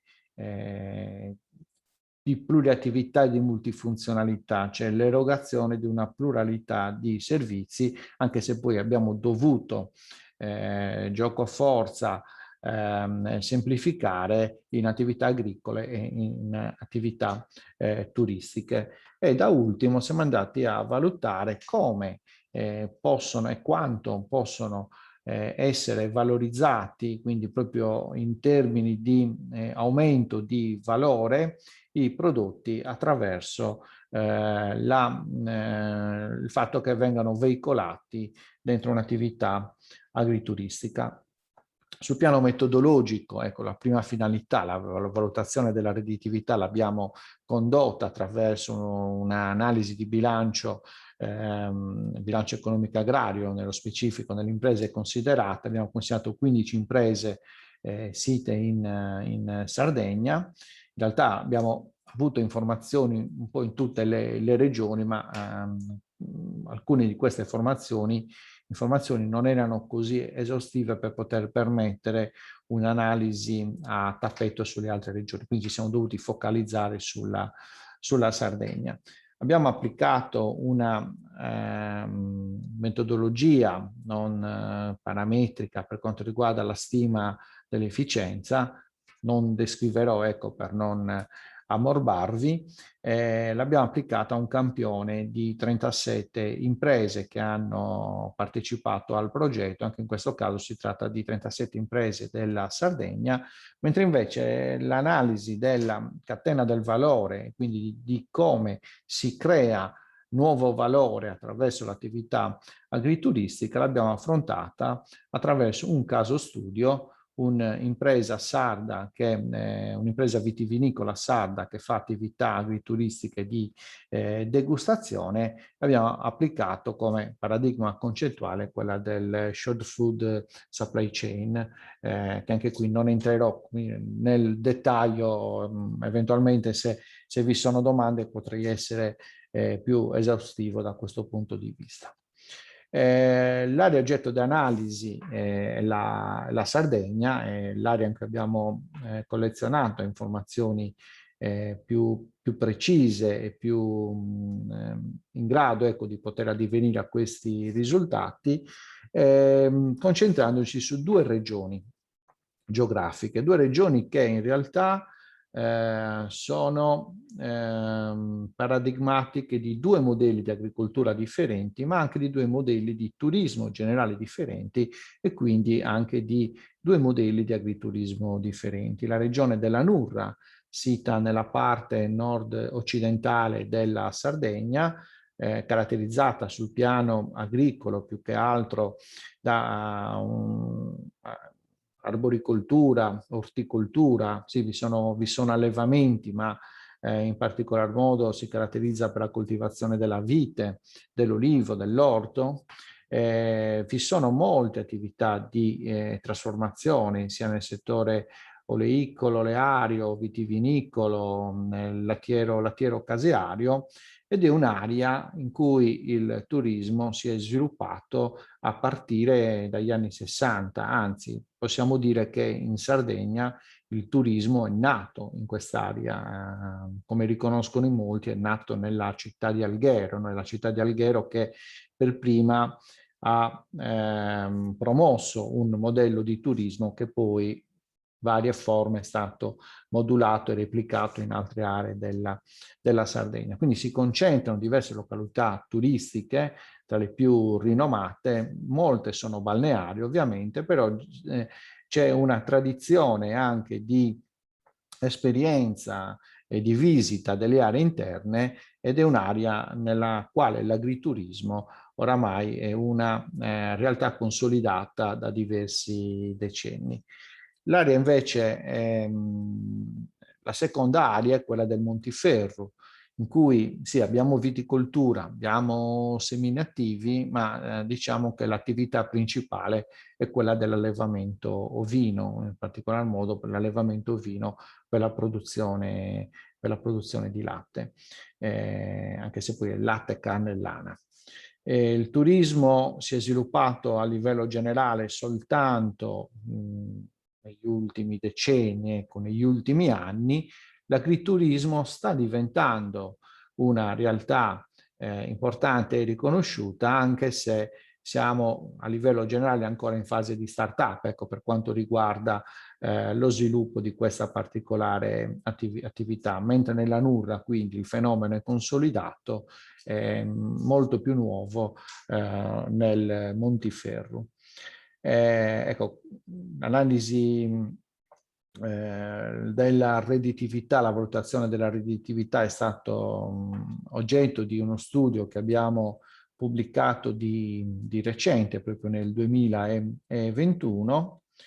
Per quanto riguarda, sono andato un po' avanti, le 15 imprese considerate sono tutte imprese che ricadono nell'area del Montiferru. Abbiamo preferito ragionare su un'area omogenea, almeno per caratteristiche macro, imprese che però hanno caratteristiche differenti, no? Chi è specializzata più nell'allevamento vino, chi più nella vitivinicoltura, chi ha diciamo così, un orientamento già da alcuni anni verso l'erogazione di servizi turistici, chi è appena nata, quindi ha meno di 3 anni. Abbiamo trovato anche imprese che erogano servizi turistici da meno di 3 anni. Insomma, abbiamo effettuato questa analisi su un gruppo eterogeneo, ma dentro una regione almeno dalle caratteristiche macroscopiche omogenee. Ecco qui vi sono i risultati proprio analitici, impresa per impresa, analisi bilancio che abbiamo effettuato. E qua invece riporto, quanto la tabella sia stata impaginata in maniera approssimativa, i risultati finali, cioè di analisi di bilancio. Ecco, quello che abbiamo constatato è che per quanto riguarda il reddito da lavoro, soltanto 10 imprese manifestano un reddito, quindi valori positivi. Se poi addirittura noi l'analisi la dovessimo completare fino alla stima, al calcolo del profitto, vediamo che soltanto 2 imprese manifestano una profittabilità. Questo ovviamente ci ha portato a tutta una serie di considerazioni. La prima è che queste 2 imprese in realtà sono imprese piuttosto consolidate o meglio consolidate rispetto alle altre, no? E quindi ci porta a dire che l'agriturismo, almeno quando siamo in fase di startup, ancora necessita di un tempo congruo per poter essere un'attività redditizia. Abbiamo anche evidenziato alcune criticità che riguardano l'allocazione dei fattori produttivi, le difficoltà che a volte hanno le imprese agrituristiche di allocare i fattori produttivi, in particolar modo il lavoro. E questo sapete bene quando parliamo di agriturismo, che deriva anche da un vincolo normativo, no? Cioè, un'impresa agrituristica non può eccedere come erogazione di servizi o il 50% del reddito, no? Del reddito, meglio, dei ricavi che produce, oppure non può impiegare più del 50% del lavoro. E questo rappresenta una criticità che noi abbiamo evidenziato anche da questa analisi per le imprese che si trovano anche a dover adottare delle diciamo così, anche delle innovazioni, no, sul piano organizzativo, in modo tale da poter star dentro i parametri di legge, ma allo stesso tempo produrre e poter essere redditizie. Il secondo filone, quello dell'analisi dell'efficienza, anche questo è stato pubblicato in un lavoro del 2019, in realtà è stata la prima ricerca che deriva da Prometea che abbiamo pubblicato. Ci siamo mossi delineando una funzione di produzione, quindi schematizzando il processo produttivo delle aziende agrituristiche, prendendo 4 fattori produttivi più di natura, diciamo così, agricola, tradizionale, cioè la superficie dell'azienda, il lavoro impiegato, lo stock di capitale e i costi variabili associati all'attività produttiva, più 2 fattori che invece sono squisitamente turistici, cioè che pertengono squisitamente all'attività turistica, cioè il numero di letti disponibile per ogni azienda e il numero invece di posti a tavola. Ecco, qui abbiamo un po' faticato a trovare dei fattori che potessero essere rappresentativi del processo produttivo. Non c'è una grande letteratura, ecco, da questo punto di vista. Per quanto riguarda invece i prodotti, qui abbiamo, come dicevo prima, assai semplificato e diviso i prodotti in 2 categorie: i prodotti a carattere agricolo e di allevamento, invece le attività turistiche, tra cui comunque anche la somministrazione dei pasti. Ecco, l'errore in cui si poteva incorrere, che abbiamo da un certo punto di vista, ecco, rifugiato facendo in modo di non ecco, come dire, di non di non trovarci in questa situazione è quello della doppia contabilità, quindi c'è ciò che viene prodotto dall'azienda ma viene esitato sotto forma alternativa, per esempio di somministrazione pasti, l'abbiamo computato come somministrazione pasti e non chiaramente come un'attività agricola e poi anche come somministrazione pasti. Abbiamo trovato una efficienza tecnica linea media pari quasi al 79%, ciò significa che c'è una sacca di inefficienza poco superiore al 20%, cioè le imprese potrebbero utilizzare meglio i fattori produttivi per poter raggiungere la piena efficienza e quindi la propria piena capacità di fare il reddito. Abbiamo trovato delle differenze tra le imprese del Montiferru e le imprese della Nurra, un po' come atteso le imprese della Nurra si sono rivelate più efficienti rispetto a quelle del Montiferru. Più efficienti anche se, vado veloce, non abbiamo riscontrato delle differenze sul piano tecnologico. Per carità, modelli di agricoltura e di agriturismo differenti, però diciamo così non parliamo, quando incontriamo comparti, quando stiamo parlando dello stesso comparto, di differenze tecnologiche così sensibili e significative tra le due aree. Abbiamo calcolato quindi sulla base di questi risultati quale potrebbe essere l'incremento di reddito nel caso in cui le imprese raggiungessero una piena efficienza. Ecco, abbiamo trovato che per quanto riguarda l'attività agricola i redditi potrebbero crescere fino a poco più di 9.000 euro, mentre invece è sensibile l'incremento che si ha per quanto riguarda i servizi turistici ricreazionali. Stiamo parlando di oltre 54.000 euro. A questo punto abbiamo anche indagato su quali sono i fattori più limitanti nel raggiungere la piena efficienza. Ebbene, abbiamo trovato che di fatto il fattore più limitante è quello diciamo così, dei posti a tavola. E in realtà questo ha anche una sua spiegazione, o può avere una... allora, no, posti a tavola è il lavoro. E tutti e due hanno una propria spiegazione, cioè in realtà, a ben pensarci, sono dei fattori teoricamente limitanti per l'impresa agrituristica.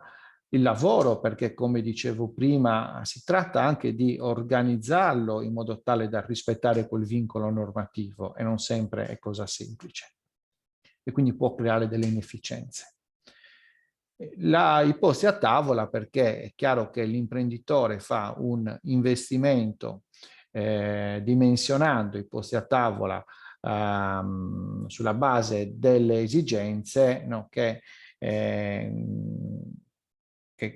però, diciamo così, si raggiungono soprattutto nei mesi di punta. Molti di questi agriturismi, per esempio, non erogano i pasti in alcuni mesi dell'anno e quindi ne abbiamo dedotto, no, sulla base di questi risultati, che l'impresa agrituristica gioco forza deve far i conti con lo sviluppo di inefficienze e quindi diciamo così anche sul piano organizzativo ci deve essere una maggiore attenzione in modo tale da poter risparmiare risorse e poter raggiungere, se non la piena efficienza, comunque livelli di redditività migliori rispetto a quelli che oggigiorno raggiunge.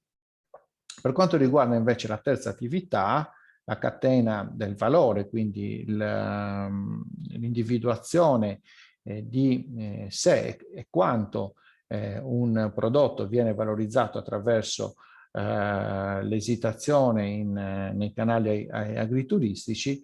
Qui, come dicevo, abbiamo ragionato su un caso studio, un'impresa, questo è uno studio pubblicato nel 2019, un'impresa vitivinicola multifunzionale che produce un vino tipico, la Malvasia di Bosa, appunto sita a Bosa. È un'impresa che fa attività di degustazione e una piccola, diciamo così, attività di pernottamento. Ecco, l'attività di pernottamento non è molto sviluppata, mentre invece l'azienda fa presta molta attenzione e ha puntato molto il piano strategico per quanto riguarda l'attività di degustazione e anche di somministrazione di vini durante i pasti. Ecco, noi ci siamo mossi dentro un paradigma concettuale che per brevità non illustro. Abbiamo effettuato innanzitutto un bilancio, anche in questo caso dell'azienda, per capire lo stato delle cose. Ecco, questa è una delle imprese, no, tra quelle 15 che abbiamo esaminato, che in realtà manifesta una redditività e una profittabilità. Ecco, noi abbiamo, per meglio capire come lo stesso prodotto può essere veicolato in modalità differenti e può raggiungere valori differenti, abbiamo, quindi con la collaborazione dell'impresa ovviamente, abbiamo individuato 3 vini, 3 tipologie di Malvasia differenti con 3 etichette differenti che l'impresa colloca sia diciamo così, nella catena di distribuzione tradizionale, quindi vende a grossisti che poi la bottiglia viene venduta al dettaglio, oppure colloca in azienda attraverso queste attività.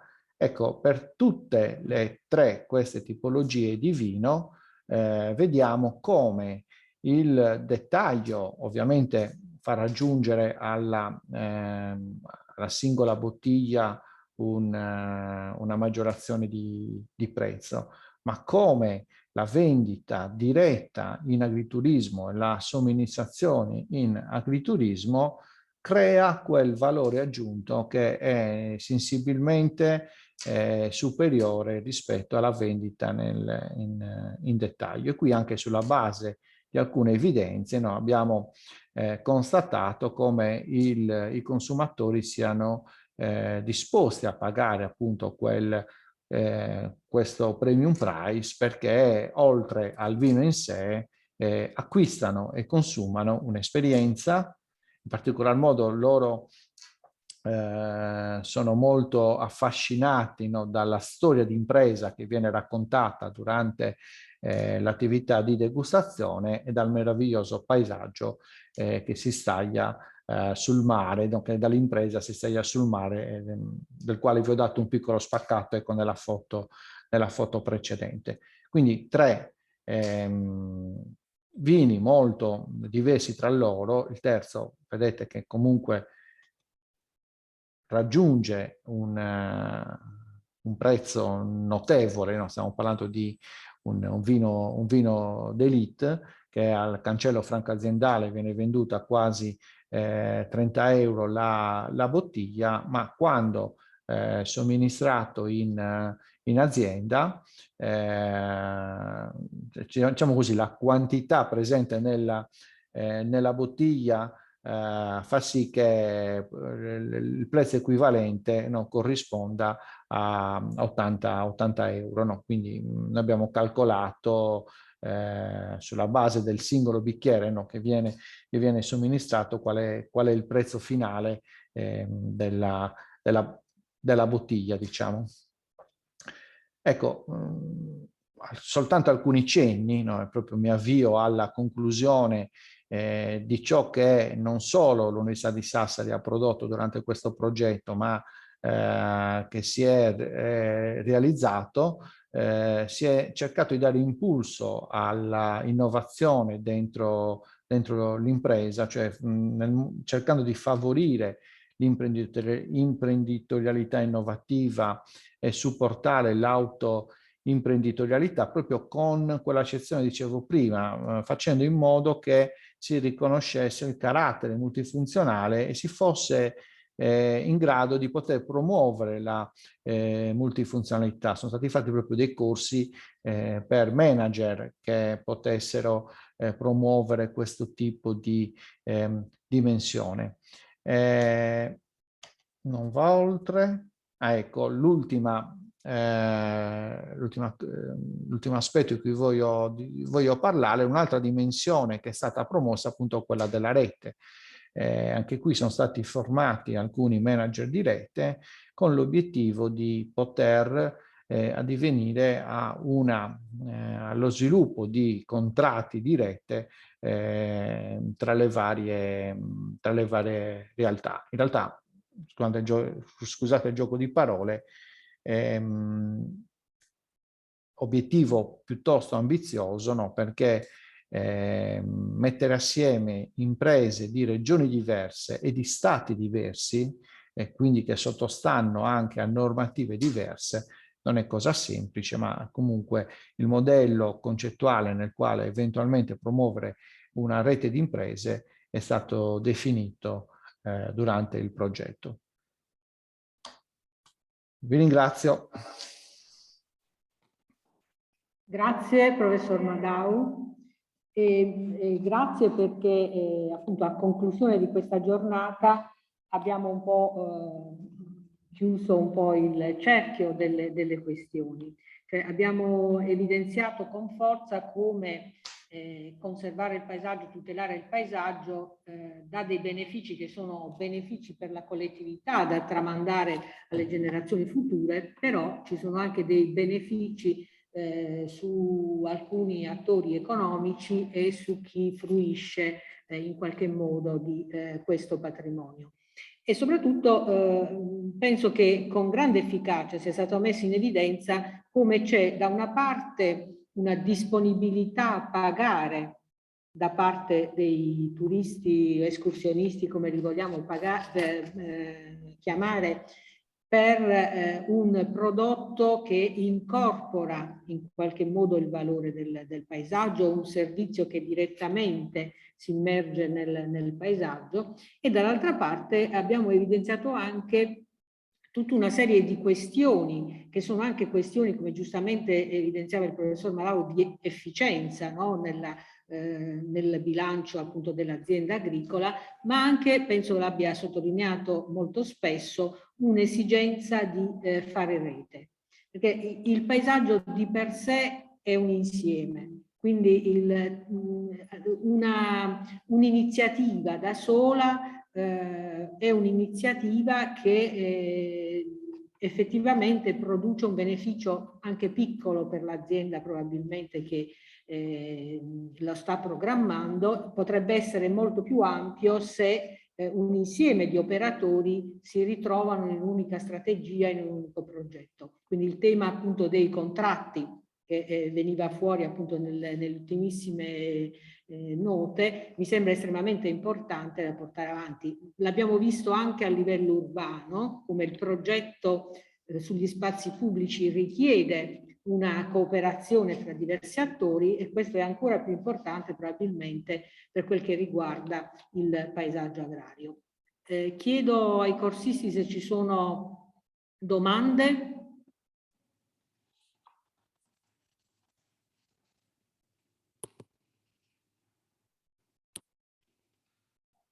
Mi sembra che non ci siano domande e quindi non posso che ringraziare ulteriormente i relatori, sperando appunto di poterli avere nuovamente fra di noi per altre esperienze simili. Grazie ancora per il loro contributo molto competente e molto efficace. Grazie a lei. Grazie a lei. Allora possiamo chiudere.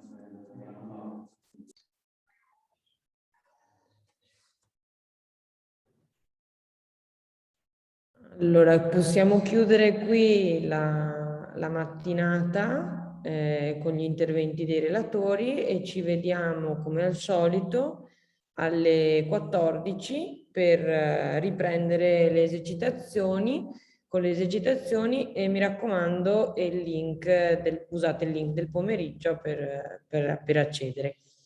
Grazie e a più tardi.